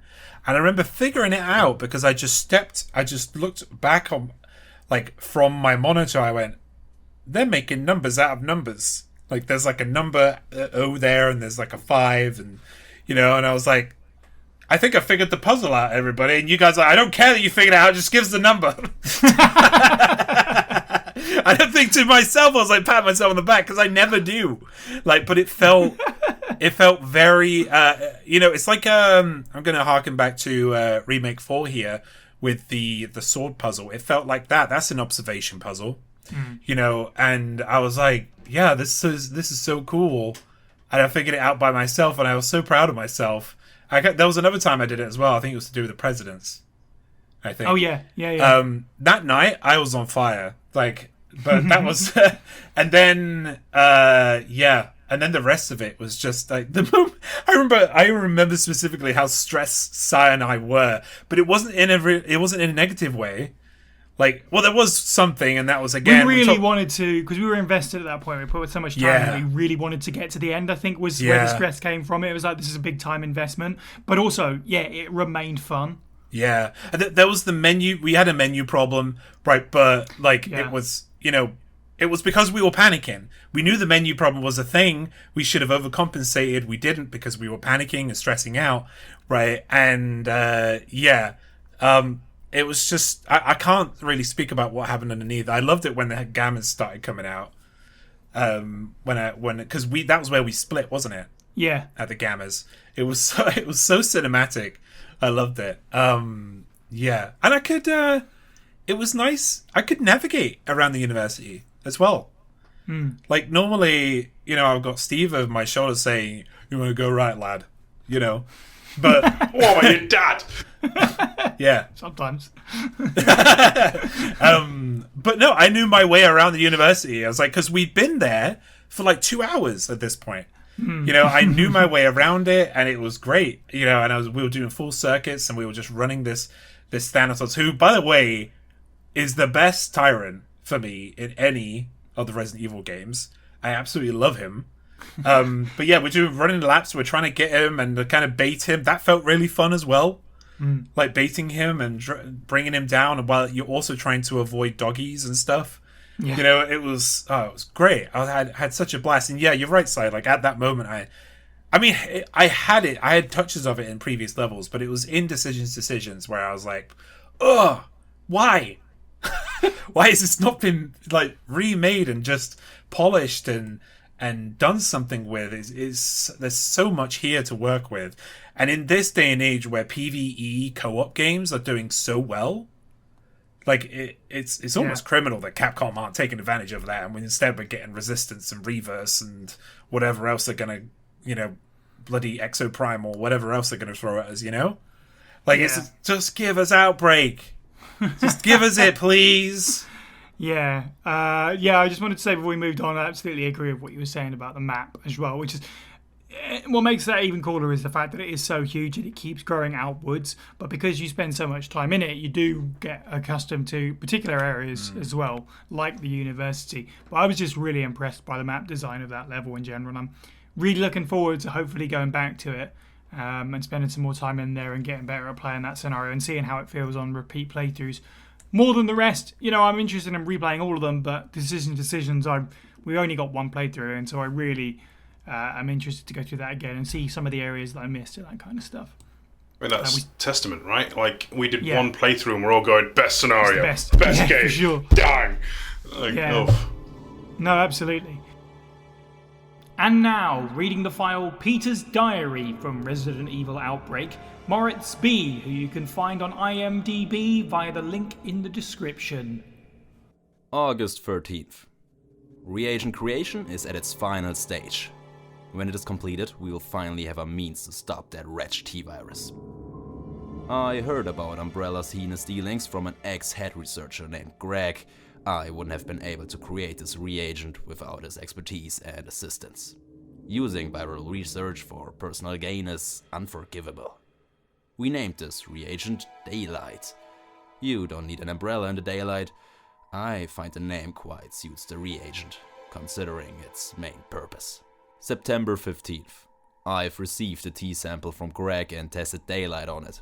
It's still not all that stable, but it is managing to suppress the growth of the T-viral cell. Victory is nigh. Come to think of it, how did Greg obtain the T-sample? He told me a friend secretly got him a sample, but he thinks he's being chased by Umbrella. Is he hiding something from me? Well, I shouldn't snoop. September 19th. It seems I've been totally mistaken. How could Greg do such terrible things? It seems this has all been a ruse. He planned everything from the start. There must be a reason why he rushed me to complete the Daylight. Am I the only one who, other than Greg, that knows how to create the compound? Is my life in danger? I should just play dumb for a while. Discard a T-sample. Hide compound instructions. Contact George.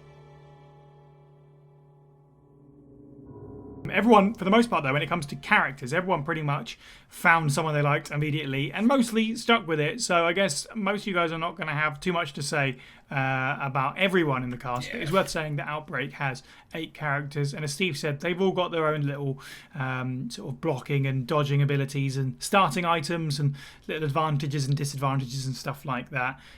Steve, let's start with you actually, because you know the most about everyone. You played as Alyssa the most. Any general thoughts on any particular characters or whatever? I play as Alyssa the most because I think she's the best. And canonically, she's referenced in RE7, so she definitely gets out alive. But no, I generally gravitate towards like the characters that have utilities other than just like offensive. And obviously, she has the ability to break locks, which in a game like Outbreak, there are some unique areas which are purely lockpick openable. And she can brute force them. She can also, if we can't find the right key for a thing, she could theoretically break a lockdown for it, assuming it's not card key based, which I think allows an extra utility to the team. She's also busted because she's got a weaker version of Kevin's pot shot ability, which gives her a slight tactical offensive advantage, and she's got like the weirdest looking dodge known to humankind. It gets changed in File 2, but it's just like a weird backwards lunge. So, she's a little bit busted. Out of the rest of the characters, I think Kevin's good for speed. And obviously he has the most damage dealing potential. I think most characters have like a hidden stat for firearm damage and melee damage. So there is also that working for him. Most useless character by far is, although I'm like a loot magnet, with Jim, like he can reveal all items, but his other skill is falling over. it's facts. The deadest weight in the game, and I feel like he's meant to be a reference to Dewey, like in the the original RE1 kind of thing. The joke comedy guy who's a bit like Eddie Murphy. Mark and Kevin are great. George is probably bog standard man, at least in File 1. In File 2, he gets a bit more use. Cindy's great because obviously she's a walking herb machine, and James very much did the whole walking drug dealer coming out with herbs. It was pretty amazing. Mark obviously can Mark can carry things, and Yoko is a pack mule who also has the funkiest dodge in the game. So yes, I'm kind of overviewing all the characters, but this is the best. Fine. Fight me. It's something that at least you can do. I tried to play a little bit of everyone where I could. David as well. He exists. David also exists. That is fact. James, you fell immediately into Cindy, and I completely understand why, as also someone that plays support characters a lot. But I think her and Alyssa are absolutely the most helpful characters in that sense because she's the herb machine. Any thoughts on her abilities, or just right good? Indecision decisions when I actually use the dodge, and the dodge is well good. I wish I learned to. I want to tell Ladies you and guys, gentlemen, we got him. He learned how to press R1 and circle. It only took 5 scenarios. I kept on forgetting which the set. I knew it was R. No, it was the other way around. I knew it was circle, but I didn't know what the other one was. So I kept on going around, which is why you guys were constantly being spammed with, help me, help me all the time. But yeah, she's so good because the thing that takes up most of your inventory in this game are herbs. It's the thing that is gonna chock up, and she can stack up to 3 of each herb in her thingy. Right, and also she can store a complete herb, so a complete mixed, depending on what you mix it with, a complete one.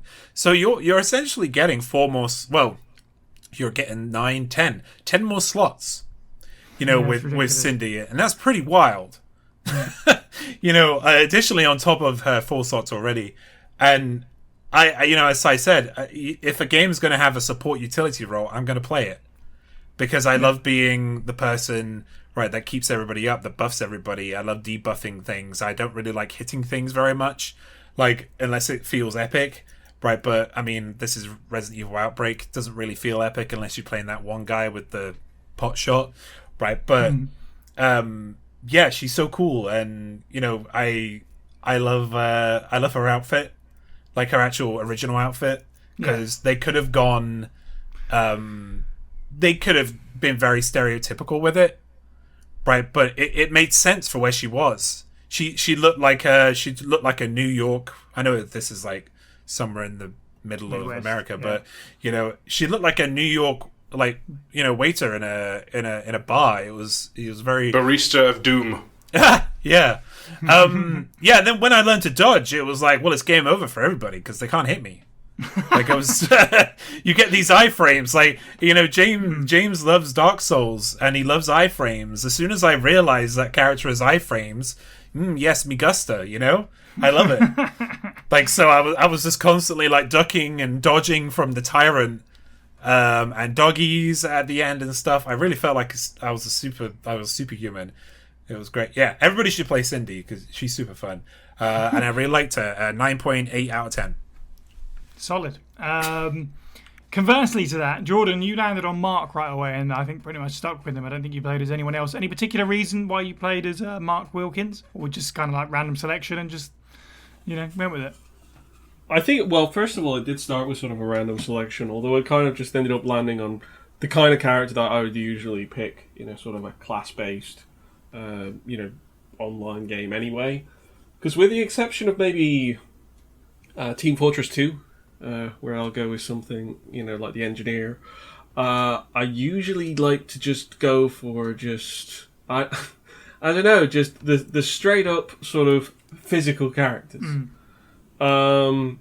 Where it's like your most of your sort of your balance isn't in necessarily specific perks or anything to do with support. It's more just kind of like tell me where to go and what to hit, and I'll do that.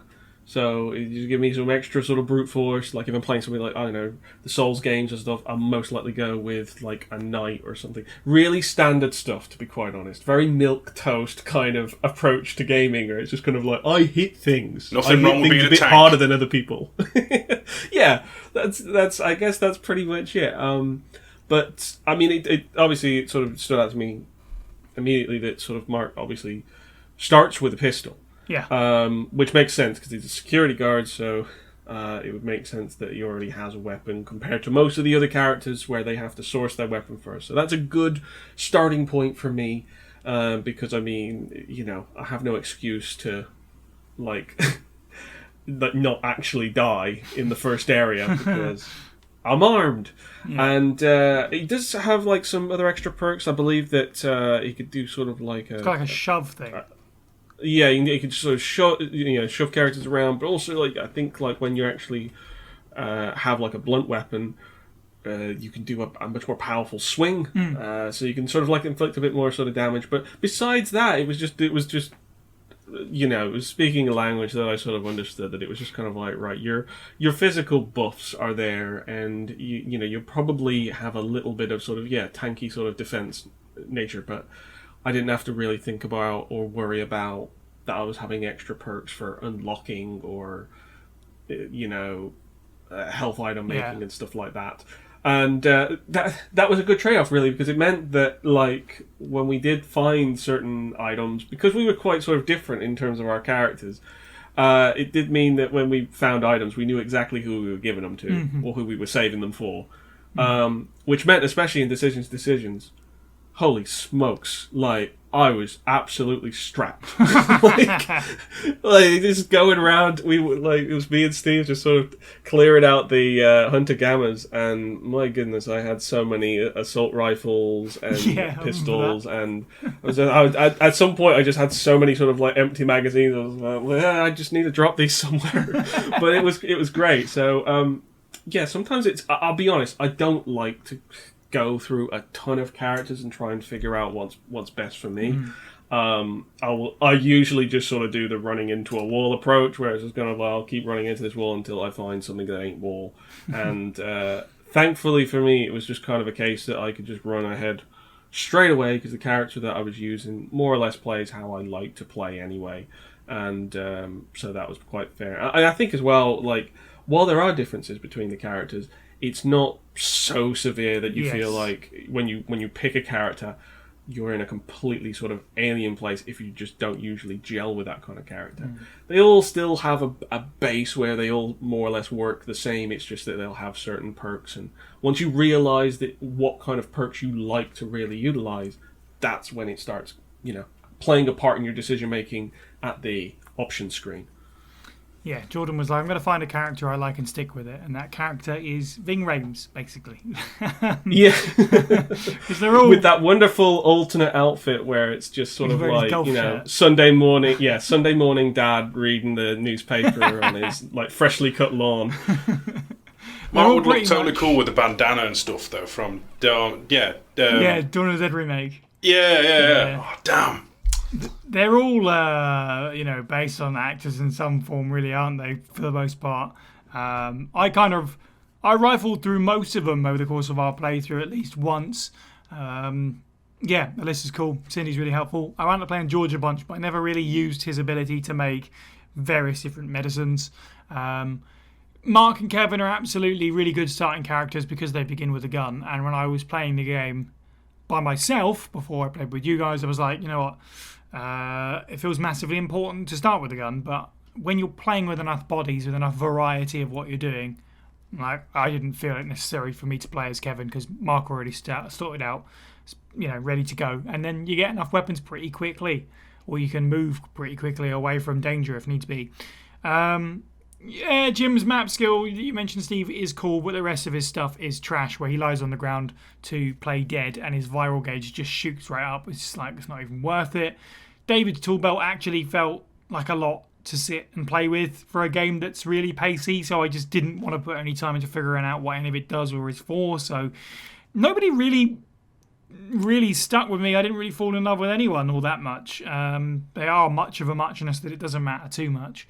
And I'm looking forward to Outbreak 2, where apparently it's a bit more defined. But it did mean that I did get to play through, because we played with all the stuff unlocked just because of the sake of it, so we could just jump between scenarios immediately. And we also had all the many character skins unlocked, where it's basically every NPC in the game is a Kevin type or a Cindy type, and they get those abilities. And then some different alterations to their stats. So I wound up just picking up random people, like Sean, who doesn't look completely unlike Sean Star's Tyrant, but is just unbelievably slow. So that was painful. Trying to run around Hellfire as the slowest man alive. Conversely, I also played as Marvin just for the laugh of it at one point, and he's super OP. So there's a bunch of variation in that sense as well. But yeah, I'm looking forward to seeing how everyone sort of shapes out a little bit more with Outbreak 2. Let's talk about the story a little bit. I guess there isn't too much when it comes to Outbreak overly, or at least on the surface. You know the story. The T-Virus outbreak happens in Raccoon City, and everyone needs to get out. For the cast of Outbreak, it kind of all kicks off when they're in the bar at the beginning of the game, and then they kind of zip around the city a little bit, going to various locations on their attempt to get out and also find a cure for the T-Virus, which is, handy of them to do that.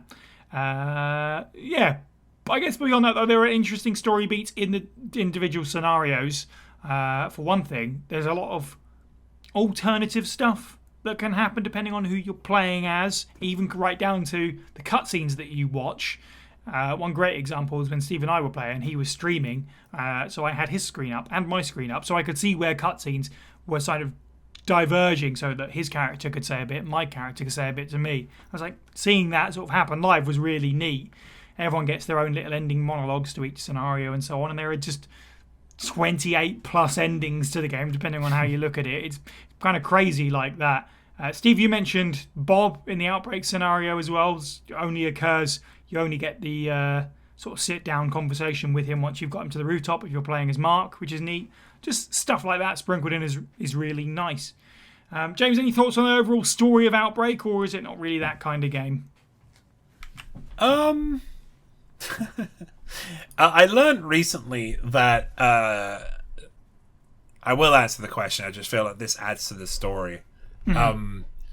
I learned recently that if you play in higher difficulties, the cutscenes have the added monsters that would be there in those cutscenes instead of like the original ones. Mm-hmm. So I think for the bit where you light the oil on fire, for instance, in the harder difficulties. There's another monster there. Yes, so yeah, Raymond Douglas, the vice chief of police who gets killed by zombies before you set fire to the tanker. In later difficulties, he gets killed by what's called the scissor tail, which we've not encountered, which is a big earwig or a series of big earwigs. So yeah, that's absolutely a thing worth mentioning. Yes. Yeah, I thought that was really cool because you don't even see that in games nowadays. Yeah, for you sure. know, unless it's in-game cinematics, which I guess that kind of was, but that wasn't done. I feel like this game has inspired a lot of games, even though it's kind of flown really low. It has inspired a lot of games with how it's done, and even in terms of the story. Yeah, the story isn't much to really talk about. However, the idea of the story is really cool. Right? So, like, if I was a fan back then, and I'm sure Steve probably will talk about this, right? And I'm sure other, Resident Evil fans back then who were excited for this game to come out. If you hear you're going to be playing as the survivors trying to get out of Raccoon City before it explodes, like, I would lose my mind. Like, that sounds great. Yeah. That sounds like a really great idea, really simple. Because everybody's played as these superhuman super cops and whatever STARS members and whatever else.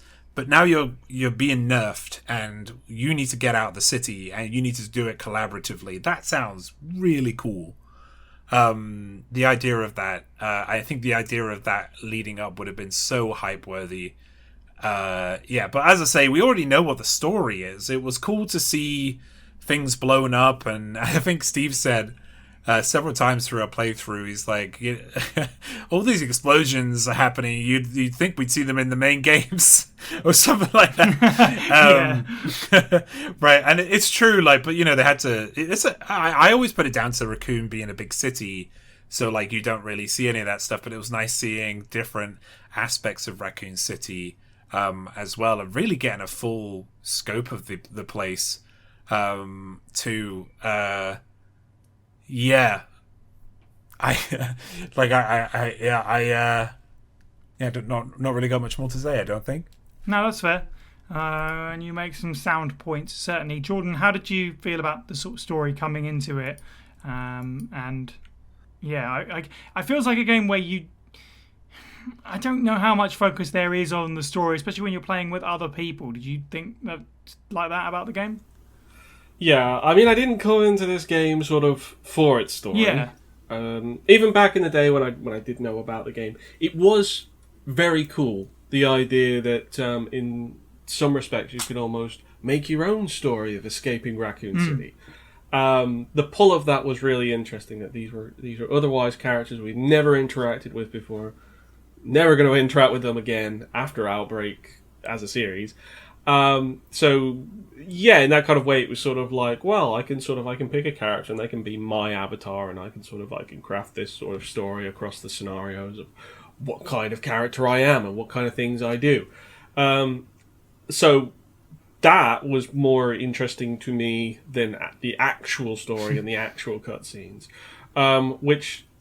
To be fair, like they just sort of happened. Like I sort of I watched them, and it was particularly fun when we could sort of riff on some of the more sort of cheesy line delivery that was being given.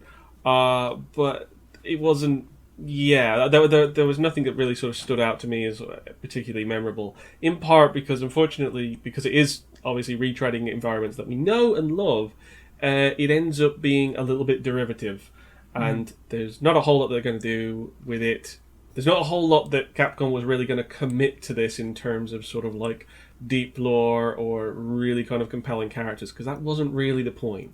Ultimately, it was about just sort of a primer to set you up with these characters. What is a little bit of their backstory, so you know a little bit more about the lives that were in Raccoon City before it fell. So yeah, it's passable. It's fine. I can't help feeling like it would be so much better if they were making Outbreak today. Because, again, to sort of reference even Left 4 Dead, which is fairly old game at this point.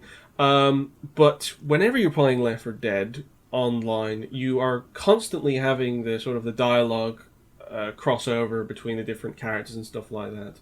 Sometimes it's sort of you force it yourself. If not, the characters will just sort of talk to one another. And as those games progressed, especially in Left 4 Dead 2, they put a whole lot more story into that sort of like the casual conversation that you're having as you're running around, or in between sort of the active sort of combat areas, as it were, when you're at like safe rooms and stuff, and more conversations. Outbreak tries that, but it's just a little bit too much in its infancy as a sort of a system, and so most of the time it's just everybody sort of quipping over each other, and it's not really a conversation. It's more just kind of everyone can just sort of yell, and it doesn't make much sense. If you gave Outbreak to the modern RE teams, I feel like they would turn every one of these characters into a super memorable and charming sort of fixture within Resident Evil as a series there now, rather than just sort of spin-off characters. I think there would be just a whole lot more to the dialogue, and there'd be charm to it and stuff. There'd be more emphasis on it, because obviously that is a direction that the modern Resident Evil games are taking, is that they are taking the cinematics very sort of seriously. They really want to build up these characters over the course of several games, and yeah, all I can think is just like how much more service would be done to each of these characters if they were handed over to the writing staff of modern Resident Evil. So yeah, it's as I say, it's passable for its time, but I really couldn't remember a whole lot from it, and it ended up kind of like reminding me a lot of things like Lord of the Rings: The Third Age, which is a sort of a similar kind of scenario where it's like it's a spin-off game. You are covering lots of areas and places you've seen. So in Lord of the Rings: The Third Age, you're kind of like, you're basically in the footsteps of the Fellowship of the Rings. You're going to all the same places they've been, but you're maybe like a day or two off from them.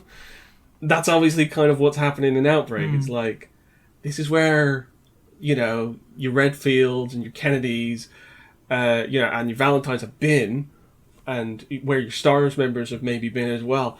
But you are not them. You can't help feeling like, oh, I remember where I was here with a much more impactful character. So, unfortunately, it's always going to pale in that respect. And I mean, it's not the worst thing in the world. The biggest point for me is that the gameplay provides the storytelling, and it's always so rewarding when you can talk to people about your experience, your adventure, purely through gameplay and what you sort of experienced from scenario to scenario. It doesn't so much matter about the characters as much as I would like to see them sort of fleshed out if Outbreak ever comes back. So yeah, that's how I feel about it anyway. What's fun about the characters actually is that in terms of the background lore, they're actually they're at least fairly well developed for a bunch of spin-off characters. Like, we dusted 8 in straight away. They've all got occupations and background histories. Yoko is a former Umbrella employee with amnesia and all this stuff, and everyone's occupations and things. Kevin is the guy trying his best to be a STARS member but keeps failing the exam. All that information is tucked away. It's not necessarily in the game, maybe in the odd bit of monologue here and there. But, unfortunately, because the gameplay takes such precedence, it does overshadow that a little bit. And I think you're right, they do really well with it these days, considering the baseline is already there for them. But Outbreak sits in an unfortunate position because of the fact that it's a multiplayer game, and you can sort of play it in a few different ways. If you play it like us, it becomes a fun experience where, as you say, you're pointing out the cheesy one-liners and the silly stuff, and maybe talking over or not necessarily paying as much attention to the more somber stuff that actually is in this game. The way that Raccoon City's destruction is played out at the end of this, much like the end of RE3, is meant to feel very emotionally impactful, and the epilogue as well leaves a really interesting mystery. There is a bunch of stuff that's touched on, like the T-virus vaccine, but to your credit again, maybe in the deep lore it has some kind of effect, but it's never really referenced by any games, which is why Outbreak is one of these titles that people will continually debate its canonicity and that kind of stuff. I always found the idea that these characters hop from scenario 1, 2, 3, 4 and 5 all over the city before getting out a little bit weird, and that only gets worse with Outbreak 2 when there are 5 more added into the mix. And there are lots of people who have sort of plotted out what they think happens in what order and on what day and what characters are where, which is all really cool and interesting to me in one fashion, but also it's you're trying to string together a bunch of stuff that is in the very Japanese sort of view of video games. It doesn't matter to them. It's about serving the experience. They don't care about the real specific nitty-gritty. That's more of a Western thing. So Outbreak is a weird one because it is impactful and sort of tragic because it's the Raccoon City incident. But also, it's very easy to miss that. Like, it's very easy to miss all the many files because it's more about the gameplay and, you know, about having fun with your friends, in theory. Steve, how do you feel about the story of Outbreak? I mean, what's that famous saying? 3 miles wide and an inch deep? Something like that, right? When it comes to the player characters, at least, that's what it feels like. Each scenario, though, like, you go into the weeds a bit and look about the characters ancillary to that plot, like, you know, Greg Muller in Decisions, Monica, who we've ridiculed a bit in, you know, Below Freezing Point. They have, like, deep lore and stories to them, and you can find notes and things that make that scenario more of a place. But really, like, outside of the stuff you read in the manual about, you know, Kevin, Alyssa, Yoko, they'll have, like, a weird cryptic monologue that's like, there is no more garlic in the fridge, but the zombies are all over Raccoon City. I am sad. When you beat a scenario. But that's really the only insight to their personality you get besides the ad-libs, which makes them a little bit more class-based ciphers that happen to look like people, at least in this.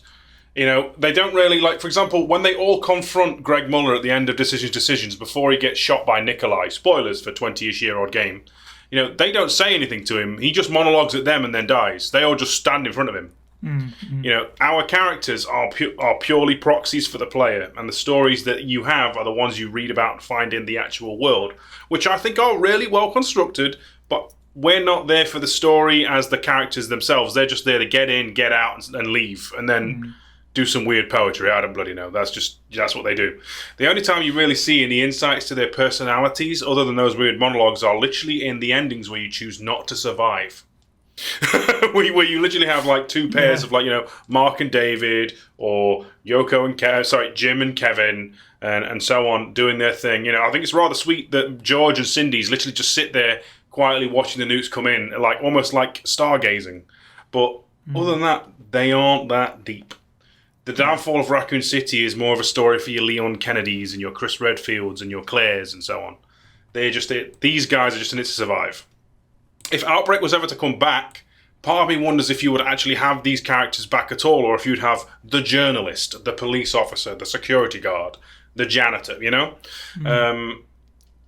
It would probably upset a lot of people, but it would also offer a room for customization because they are that blank slate. Yeah, and that's not a knock against it. You know, like I said, the stories around the worlds and the scenarios you play in are much more interesting. I suppose, does Bob count? Not really. But the police chief, I guess, trying to help people and then sacrifice himself, kind of neat.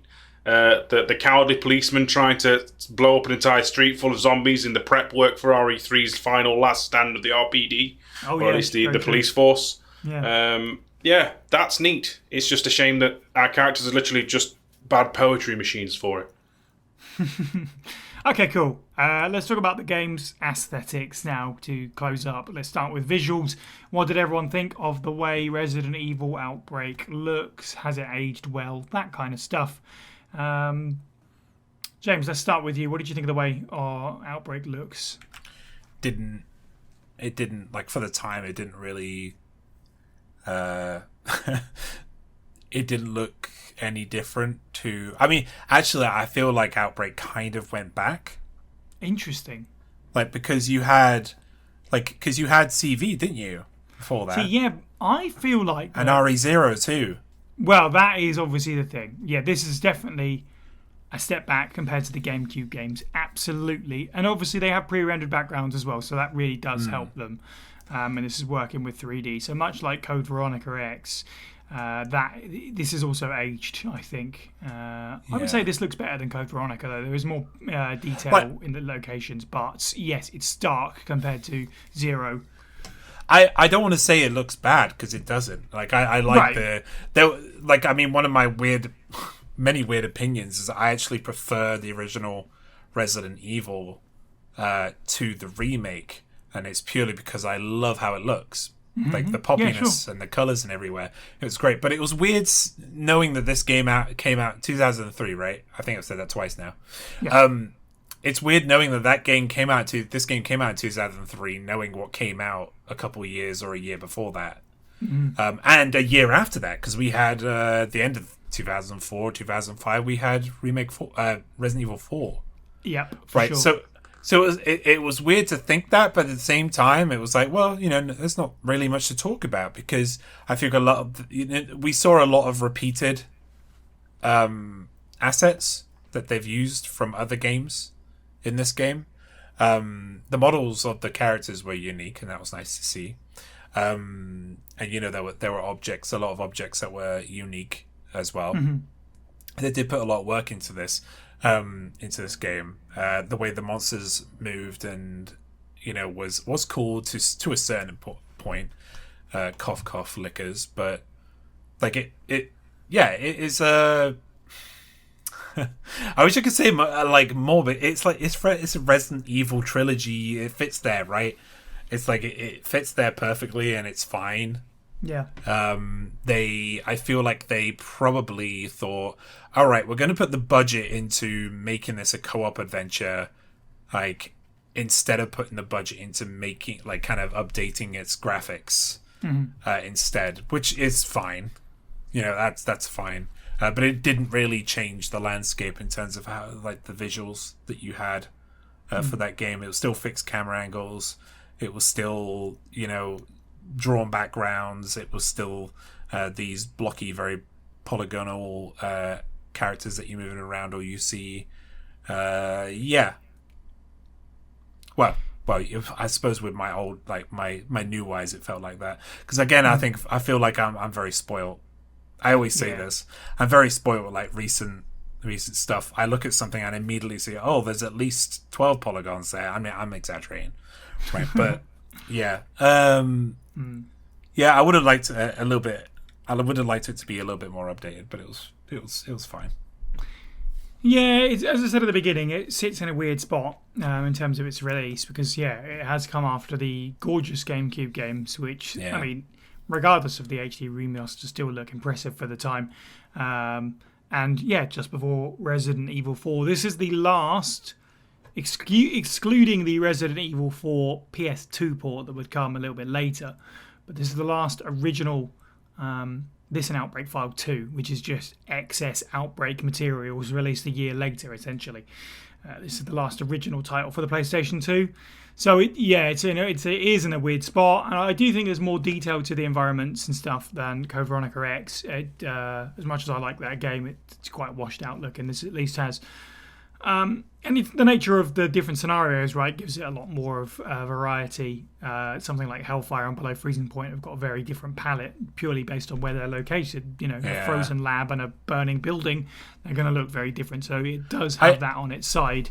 The thing with this game, when it comes to visuals and the previous games I've played, the visuals wasn't like normally I would say normally I would be very, very hard on a game, or I'd be very, but I have no need to be on this game, like, because the visuals were fine.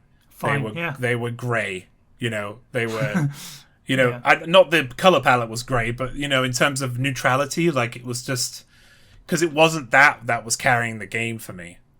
No, absolutely. The visuals, so I didn't really look to the visuals too much. Yeah, it's got enough going on where even if you don't necessarily like the visuals, it shouldn't be too much of a big distraction. I feel like that kind of thing. They're good enough to get reused for the Chronicles games, right? So there's something there, I guess. Oh, nice. Yeah, I didn't know that. All of these locations get, or at least all of this gets put into Resident Evil 3 and Umbrella Chronicles. So there you go. Jordan, how do you feel about the way the visuals are for Outbreak after all this time? Well, that's actually how I first experienced these sort of environments, was in Umbrella Chronicles.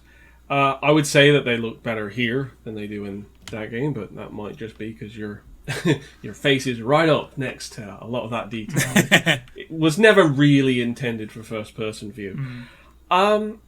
It's tricky, really, because the thing is the presentation is off, but I don't think the fidelity is actually sort of that bad. Like, I think character models are pretty good. I think generally the environment, the topology of the environment, just the level of detail, it's there. I think it works fine for what we're accounting for, which is a third-person fixed camera multiplayer online game, which can mean that the distance sort of drawn on the screen can actually stretch a lot wider than most Resident Evil games ever have to worry about. Yeah. And so with that, I can understand why, maybe the visuals are not tip-top. And also, with complete respect to the studio behind this wasn't necessarily Capcom's top brass No, for sure. They had plenty working going on this. Yeah. So I think it stands up quite well, especially when they're having to sort of recreate iconic locations, and doing so in 3D, in most cases for the first time, like as in actually rendered 3D, like playable 3D, not simply images as backgrounds. So I don't want to be too hard on it, but I think the biggest aspect is, first of all, the textures. Granted, I'm playing it emulated, so I'm not going to be too harsh on it, but the textures are very muddy.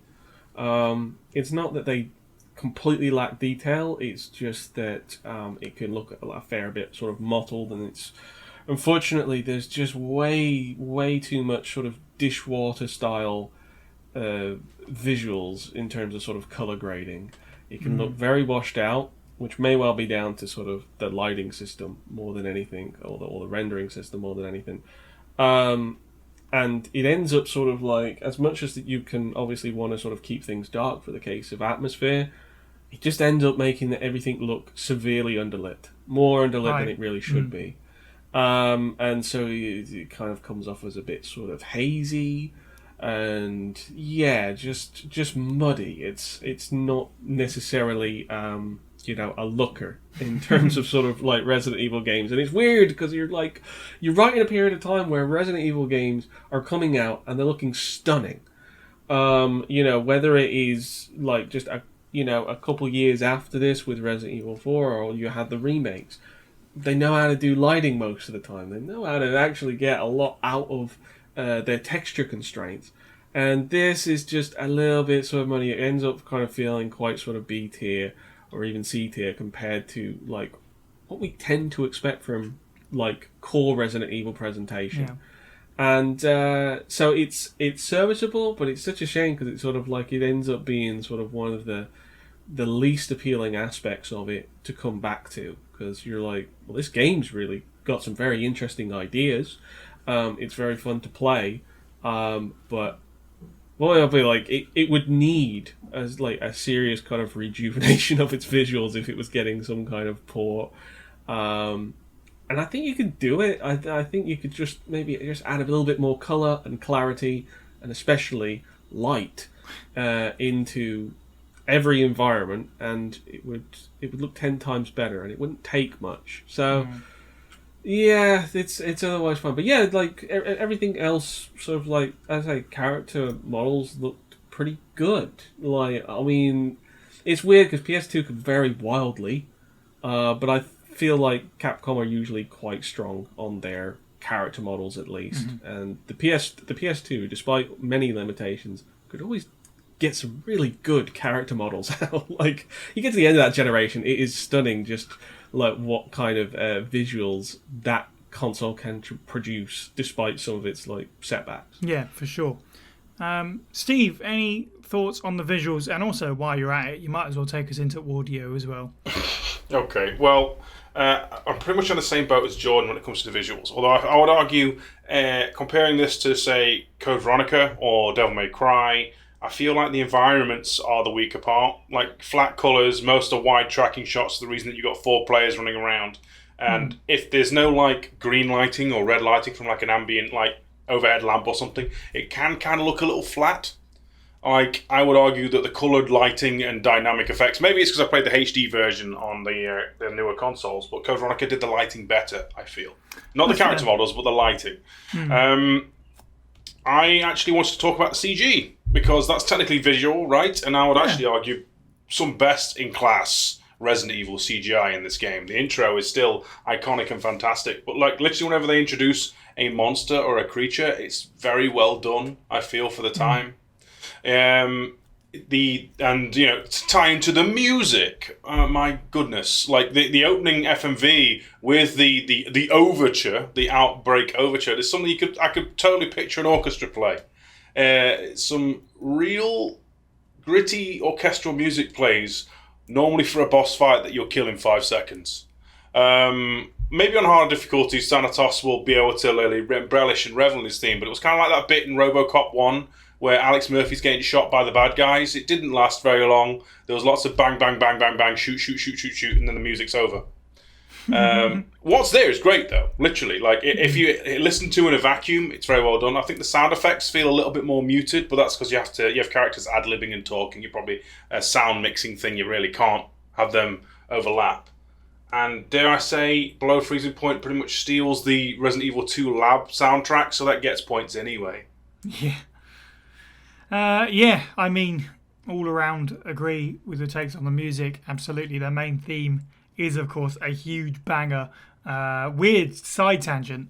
I've seen video games live a few times over the years, which is where you get an orchestra that plays video game music. And most recently, they did play a Resident Evil piece when I saw them last time, which is a good many years ago now. And I was really excited, wondering what it could potentially be. And it wound up being Winds of Madness, which is the boss fight from Resident Evil 5. Wesker's theme, right? Yeah, the first time you fight Wesker, where you have to take the lights out or whatever it is you have to do. I can't remember, it's been a while. Before he becomes a monster, anyway. And it was like, yeah, that was really cool. And I knew it was never going to happen, but a small part of me was sad that they didn't play Outbreak's theme, because you're right, like, it's built for a big symphony orchestra. This is the TV show movie, like, tie-in, like, big thing. It's so good. I've listened to so many different versions and covers and remixes over the years. It's just a brilliant melody that sort of occurs throughout the game, and obviously most prominently in the opening and closing. It's really one of the best the series has ever produced. And all around, the soundtrack is really solid. There's some really memorable, spooky Raccoon City ambience in here. So yeah, the soundtrack's pretty great. Otherwise, it's fine. The voice acting, I found the playable characters are, bit hit and miss. Some of it sounds a bit sort of dreamy and it's like, a little bit high in places, I guess. In my restless dreams, I see that town, Raccoon City. It's very much like that in some of the endings. And all the NPCs were just kind of, they were okay and some easy to make fun of in some places, certainly, like wannabe British doctor, as we pointed out. Mixed bag. But the music, very good stuff. Jordan, how did you feel about the audio for Outbreak? I'm going to be honest, I didn't have much of an experience of That's completely the audio while we were playing. Yeah, of course.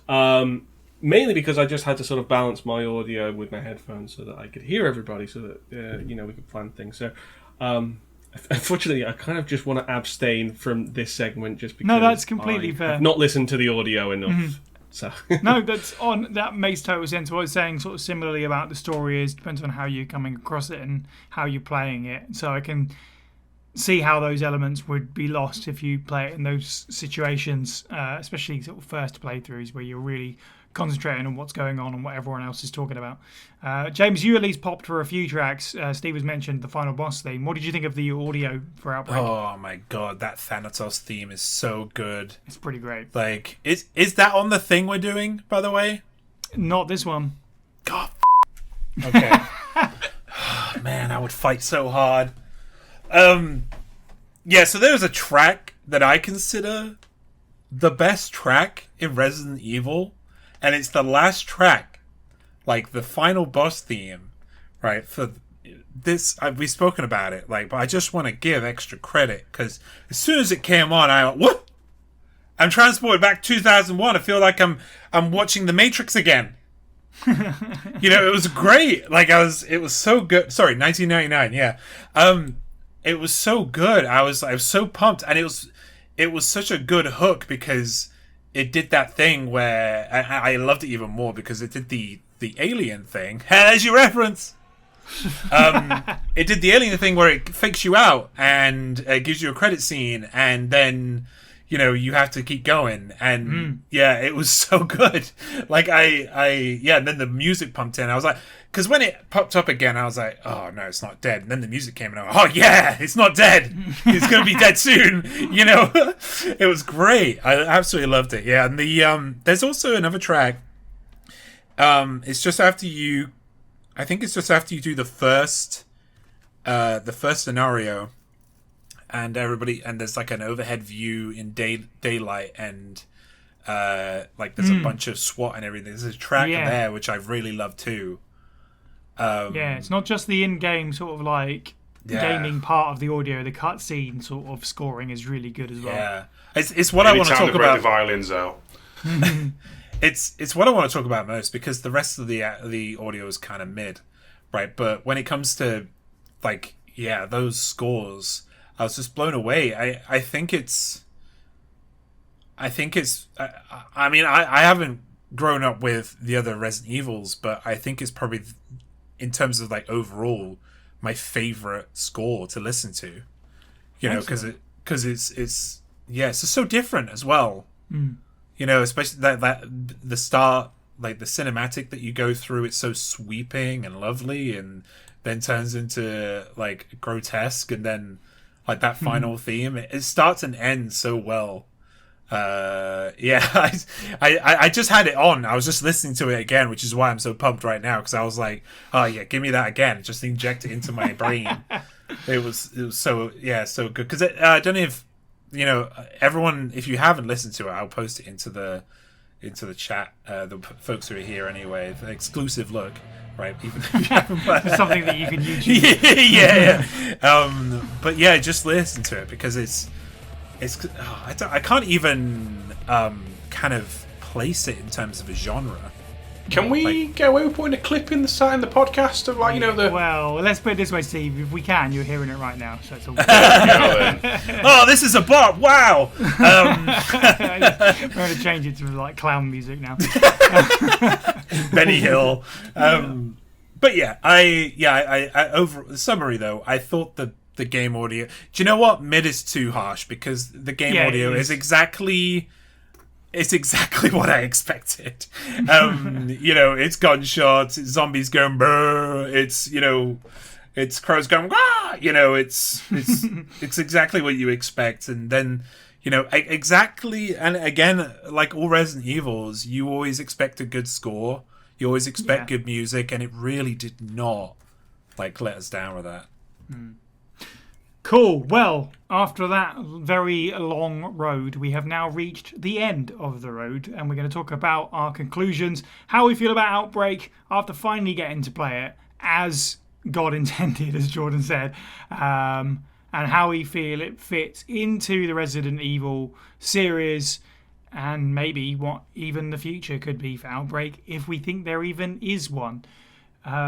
Steve, let's start with you. What are your final thoughts on Outbreak and its placement in Resident Evil? These past few sessions where we played through the campaign are some of the best Resident Evil experiences in a multiplayer sense I have ever had. And I'm someone who plays raid mode and mercenaries and really digs deep on those.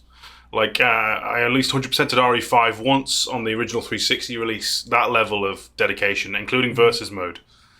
This is better. And whether it's canon or not doesn't really matter. I feel like the small side stories can always be put together as a whole and embellish things. This is the kind of thing that if it was around now, I feel like we would be having side content built around Death Island coming up, where you could play as like a mini version of that event or a lead up to the event. Great. Yeah. Or something to hype up a new game. The fact that instead we get middle of the road PvP games. It doesn't even touch it. It really doesn't even touch it for me as an experience. Is it perfect? No. Is it janky and have lots and lots of weird foibles and control issues? Yes. But there's like more to it than just blindly shooting monsters. There's figuring out how to solve puzzles, conserving items, exploring the map. It's a lot more in depth than even the most common PvE style games that we get now. Ahead of its time is something that a lot of people always say about Outbreak, and I feel like it really is true. And it's a shame because I don't think we're ever going to see anything like it ever again, excluding the time we do the podcast on File 2, obviously. They must have been burned really badly by this game to have literally like. This already has more players on its fan server than REverse does, Yes, it does. in total. Yes. Like, if that isn't a deadly, like, screaming, ringing endorsement of which, like, tech and approach they should be doing, it's this. And my conclusion literally is that for all of its, like, jank and frustrating moments, the good vastly outweighs the bad, which, compared to its newer successors, the only one that comes even close is Resistance, and that might be because it has a lot more depth than the average PvE game. PvP game. Yeah. And again, Yeah. it has a cast of characters that are at least unique and have quips. That is true. It's a weird one for me. I've gone through sort of the ringer with Outbreak over the years because, I haven't enjoyed trying to play it by myself and not getting very far with it, which I know is not the way that it should be played, but I at least wanted to give it some kind of go. I encountered a bunch of issues with it that I didn't like. Some of those were waylaid by the fact that we were playing the Japanese version, but obviously most of them were waylaid by the fact that we got to play it together properly. And as pointed out, some of the issues of this game just kind of wash away when you get to hang out with friends and enjoy it. And, I guess you could say that about a lot of games, is that you can enjoy sort of middling titles as long as you're surrounded by people that you enjoy playing them with. But I still think that Outbreak has a lot to give, certainly. Like, we all went mental just talking about decisions. We were all champing at the bit to sing its praises as the perfect example of what this format should be. And all over the years, people sort of banging the book of Outbreak and saying this is what we need.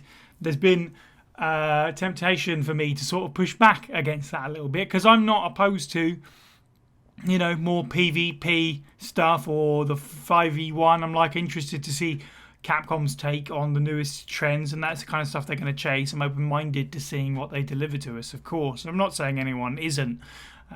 So I was just kind of like, I don't know, Outbreak feels like, it was ahead of its time at the time, but now looking back on it, it feels a bit like a thing of the past. But as proven by those player numbers on the fan server, people love this. People have stuck with this for 20-something years.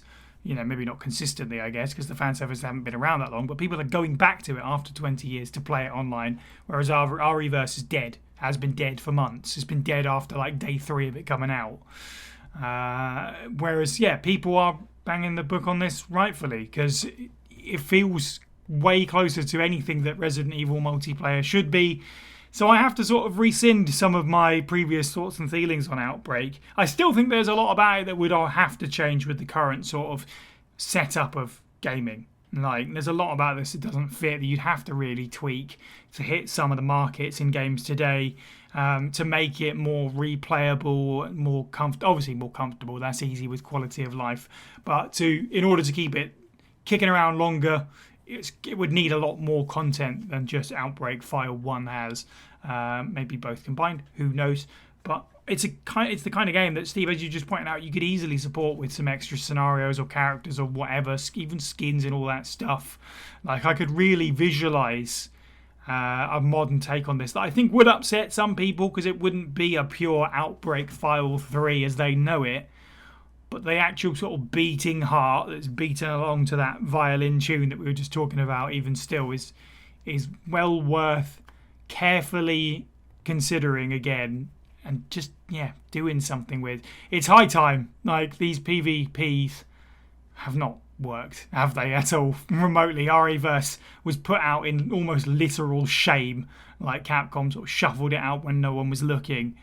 So hopefully they learn their lesson and try something else more akin to this. But like you, Steve, I don't know if that will ever happen, but maybe we can hold out hope. Like, not to go on a rant, okay, but you'd think after the complete botching of Umbrella Corps and the lukewarm reception to Resistance, and then the outright, dare I say, indignation of REverse, someone's got to be looking back, or probably at least scowling at the fan servers going, why are they playing that and not our barely thought about PvP experience? Like, I'm for a PvP thing if it's done right. Yeah. But I mean, RE6 has done PvP better than any of these, and that wasn't great. For sure. James, what's your final thoughts on Outbreak? Where does it sort of rank for you? How do you feel about sort of its legacy, I guess? I want everybody who is listening to this podcast right now, whether you're listening to it on YouTube, SoundCloud, wherever else our podcast is everywhere, right? I want you to share this podcast, right? I want you to share it. I want you to @Capcom. I want you to send in emails, right? No, I don't. I'm not. You know. Sternly written letter to your But MPs. I want you to share this because this game deserves a remake. Like, arguably, it deserved more of a remake than RE4 did, right? And I love that game, right? I loved RE4, right? But Outbreak needs a remake. They keep failing with these. You're never going to do it, Capcom. You got Street Fighter. You should be happy, right? You got your PvP Street Fighter, Yeah, right? true. You should be happy, right? You're trying to do it with Exo Primal. It's probably not going to work. I'm sorry to tell you, right? I am the authority on these matters, right? Right? You're not going to win the shooter. You're not. You got Dead by Daylight. That's why Resistance failed, and because you didn't properly back it, right? You had Reverse. It's just going to be beaten by Call of Duty, Apex Legends, and Valorant, right? You need to do something different, and different right now is Outbreak, right? It's so different, like, to anything anybody is doing right now, if they do it right, you know. And I don't mean halving, you know, just I'm so passionate about it because I just want to play. I just want to see these quality of life stuff, this quality of life stuff that they brought to the recent games. I want to see the narrative, the characters that they've built with these recent games. I want to see it in Outbreak, right? I just want it so bad, but Capcom just seem to just be ignoring their player base at the moment. When it comes to this, and I know this has been, and I'm new to it. I can't imagine what people are feeling who have been doing this for 20 years. Yeah. You know, Yeah. I'm new to it. They must be so fed up. You know, they must be so. They hear Capcom are doing a multiplayer game. They go, oh, "Is this the time?" No, it's just another half-butted bloody game that doesn't make any freaking sense. You know, play to your strengths, Capcom. Play to that narrative. Play to the characterization, right? Which made Outbreak so interesting in the first place, right? Put your players into these bodies because they will just make their own stories, like they did with the original. And you're gonna have a winner if you just put the same amount of effort they put into the previous remakes into another Outbreak, whether it be File 4, File 3, whatever. It doesn't matter. I think they should just redo the entire thing. Yeah, Right. sure. But yeah, just please, Capcom. They won't make a sequel to a 20-year-old game. It would absolutely be like a reboot or whatever, or like a spiritual successor. Which brings me to a couple points. When you say no one else is doing anything quite like this right now, the only thing I can think of is Back for Blood, which is obviously a spiritual successor to Left 4 Dead, which Jordan has brought up several times. And it's hard not to shake the fact that, Outbreak was so ahead of its time that it's kind of a proto Left 4 Dead in that sense, where you get to all team up with buddies and do these scenarios and over again and get better at them and stuff like that. Yeah. We've had a great time with it, and we'll continue to have a great time with it because I'm sure we're going to stream it and stuff like that. We'll continue to play it on the server. Like, I'm absolutely not done with Outbreak 1, let alone before getting into File 2. But yeah, to your point in terms of, keep screaming to Capcom about it. Do you know what? As I said, I've changed my mind. Absolutely do that. We've talked about this game for 2.5 hours. So I think our position on it is quite passionate as it is. Jordan, take us home. What's your final thoughts on Outbreak? How do you feel about it after finally getting to play it in the way that you're supposed to? Exactly. Yeah, after waiting so long, mostly sort of just by my own appointment to find the right time to play this. I can say in so many ways it's exactly what I hoped it would be as an experience. It's not like I ever expected it to be the incredible experience, because it would be a bit bizarre if it were to be, as brilliant as some of the core Resident Evil games, but just never got the spotlight. It's not quite that game, but it has so many good ideas, and some of it is executed so well that it really does rank up there in the sort of the very top of Resident Evil experiences, essential experiences even. And it's just a massive shout out to the people who sort of have made this sort of possible to play on servers, that there is a community there that has shown that you can actually band together out of seemingly nothing, and be able to actually play such an old game and do it in such a sort of like straightforward fashion, surprisingly, to be able to sort of recreate the experience that Capcom wanted people to have when this first came out, and were dismayed couldn't be made possible on a wider scale. It can now be possible for people to actually experience Resident Evil Outbreak as intended, and it's so great to see. So massive shout out to Outbreak Server Resurrection, obsrv.org. Definitely a website to stick in your bookmarks and check out and register at, so that you can play it yourself. And again, I echo all the calls that this needs as much sort of attention brought to it and eyes on it, and particularly Capcom's, to make it possible. Because the thing is, Capcom are thankfully quite sort of receptive to ideas. If they see somebody who's actually trying to make, say, a Resident Evil 2 remake, they'll invite them to actually talk to Capcom themselves and exchange ideas, and eventually lead to Capcom making their own remake of Resident Evil 2. I love that kind of stuff. I love when there is an encouragement from the fan community, when Capcom feels comfortable enough with its IP that it actually does want to hear what the fans want and doesn't just keep trying to push things. And so I think that is something that Capcom will be heavily receptive to. The idea that there is a market out there for Outbreak. I mean, think of how many sort of die-hard Resident Evil fans you know, which it should be quite easy, considering you're listening to a Resident Evil podcast and you're part of the lovely First Aid Spray podcast community. But think of how many of those fans play Resident Evil, especially the classic Resident Evil fixed camera style, as speedruns, like just as a weekend thing, just as something they like to do, like to just take their beloved games and run through them again and again. Outbreak, in a way, is like that. It's intended to sort of be repeated and sort of honed and get your runs down to sort of pitch perfect renditions, and to do that with other people. I think there's lots of things that you could change about Outbreak if it were to come back. As much as I would like to see a sort of tweaked, but otherwise largely sort of authentic HD port of the originals, I know that is probably not going to go down with a sort of modern audience. This is absolutely the kind of game that you either make a remake of, or a pretty much full-blown spiritual successor to, that is pretty much Outbreak 3 without being called Outbreak 3.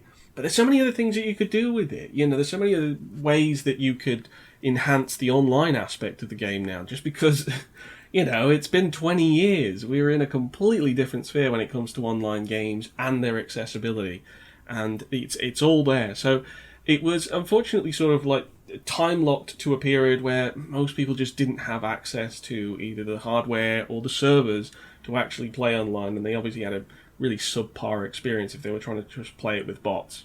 Even that can be improved now, with the sort of degree of polish that games so often see when it comes to actual single player campaigns and stuff.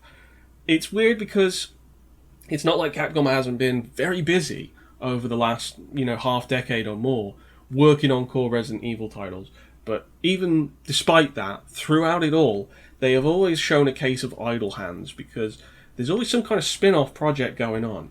And while, to be fair, I don't think they necessarily put too many resources into that. I think that's quite evident, unfortunately, by the likes of Umbrella Corps, or ReVerse, or R-Resistance. But if they were to just, I don't know, decide that they want to put a little bit more weight behind some of their spin-offs for Resident Evil, and they decided, let's actually go and try and see if we can do like a season 1 of Resident Evil Outbreak. I think it would do really well. I think, first of all, you get to actually bring back a certain amount of classic Resident Evil that people are pining for and would I think still take it in an Outbreak style. But you also get to sort of satiate that online community that, Capcom seriously wants for Resident Evil, but just can't seem to find. It seems to me that it just ticks loads of boxes, and it might just be that I've just got a heavy bias for this because I've always sort of believed in the idea of what it is. But I would like to think that it's got a future somewhere. Yeah. And I don't know when, because it may well just be that Capcom is simply far too busy to actually sort of dedicate the right resources to it. And I certainly wouldn't want them to, half-ass it. I wouldn't want them to just sort of like maybe ship it out to a third-party developer who has like 18 months to make, a big online infrastructure that simply they can't deliver. But I really think they need to sort of pursue it, because when I've sort of come out at the back of this, I want to be able to recommend it to more people, knowing that it's actually like properly accessible to people on modern platforms.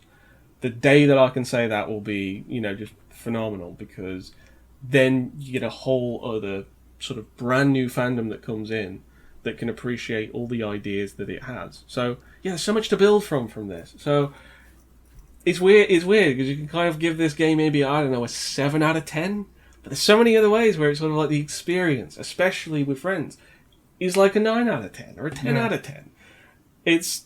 It's very weird to kind of explain how that works as sort of like a balance. But yeah, there is some gold in them thar Outbreak Hills. I'm just going to quickly put one last bit in this before we close up, just to, we've made this a positive call to arms about saying, we would like a new Outbreak. I just want to quickly tag on the end that there is obviously a very important distinction between harassing Capcom and telling them what you want. Know that line. Don't be a dick to anyone, obviously. Exactly. That goes without saying, but I just wanted to say it anyway. Capcom, even recently, they regularly sort of asked, or semi-regularly asked these things, but recently asked, what else would you like to see from Resident Evil? And everyone on Twitter did the right thing by being like, oh, they're asking us this question, it's time to ask for Outbreak again, or Code Veronica, or whatever it is that people want to do. Absolutely fine. Those are the moments. Be polite about it elsewhere. But yeah, don't harass anyone, please. And I don't want to be responsible for that. Be nice. I think we can treat this as a lesson, a life lesson for people. Capcom, guys, is a big company, and they look at numbers. They're not looking at your words, right? So if you use your numbers, right, to share podcasts talking about Outbreak, you use your numbers to go into that survey and fill it out. You use your numbers to go into replies, right, of Capcom stuff saying Outbreak remake, please. They look at those numbers. They're not looking at the words. They're looking at the amount of times they see that Outbreak is being mentioned, and then they will do it. I promise. Mm-hmm. They are a company that at least has shown in the past that they do actually listen to fans. But yeah, they are going to look for those numbers over the words. Absolutely. So nothing else remains for me but to thank our contributors, our Patreons, and our listeners. Join the First Aid Spray Discord server to become part of our community and hear the show early and unedited. And don't forget to follow us on Twitter, Facebook, Instagram, YouTube, and TikTok. All of these links and all of our content can be found at faspraypod.com. You can listen to the podcast on YouTube, Spotify, iTunes, and all good podcasting apps. And if you like what you hear, please do leave us a review where you can and spread the good word.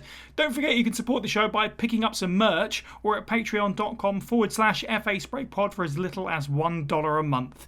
In our next episode, we dust off the tomes of the SD Perryverse one final time as we sit down for our last reading. It's Book Club 0 Hour.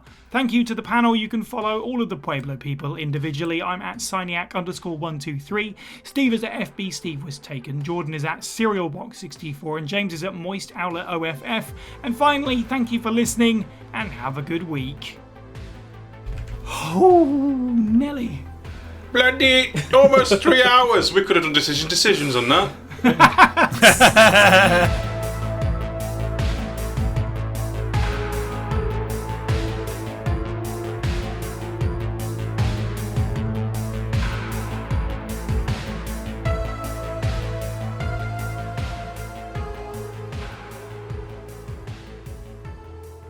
No, I went to a post office like 2 weeks ago, and I said, "Do you have any jobs going here?" Because every time I go there, it's absolutely chocker. Right, Q was always to the door, and she goes, "Yeah, we do, but they can't really afford another spot." Right, I was like, oh, "Okay." I guess that means it's f***ing Q's Day, innit? Tuesday. Thank you. I'll be here all week. Clever, I like it. Pop to me, that's what matters. Yeah, but we've both suffered the indignities of retail. That's what it is. Right, We all have. Someday one of us will be sort of like calling in for a podcast while also still stuck in a queue.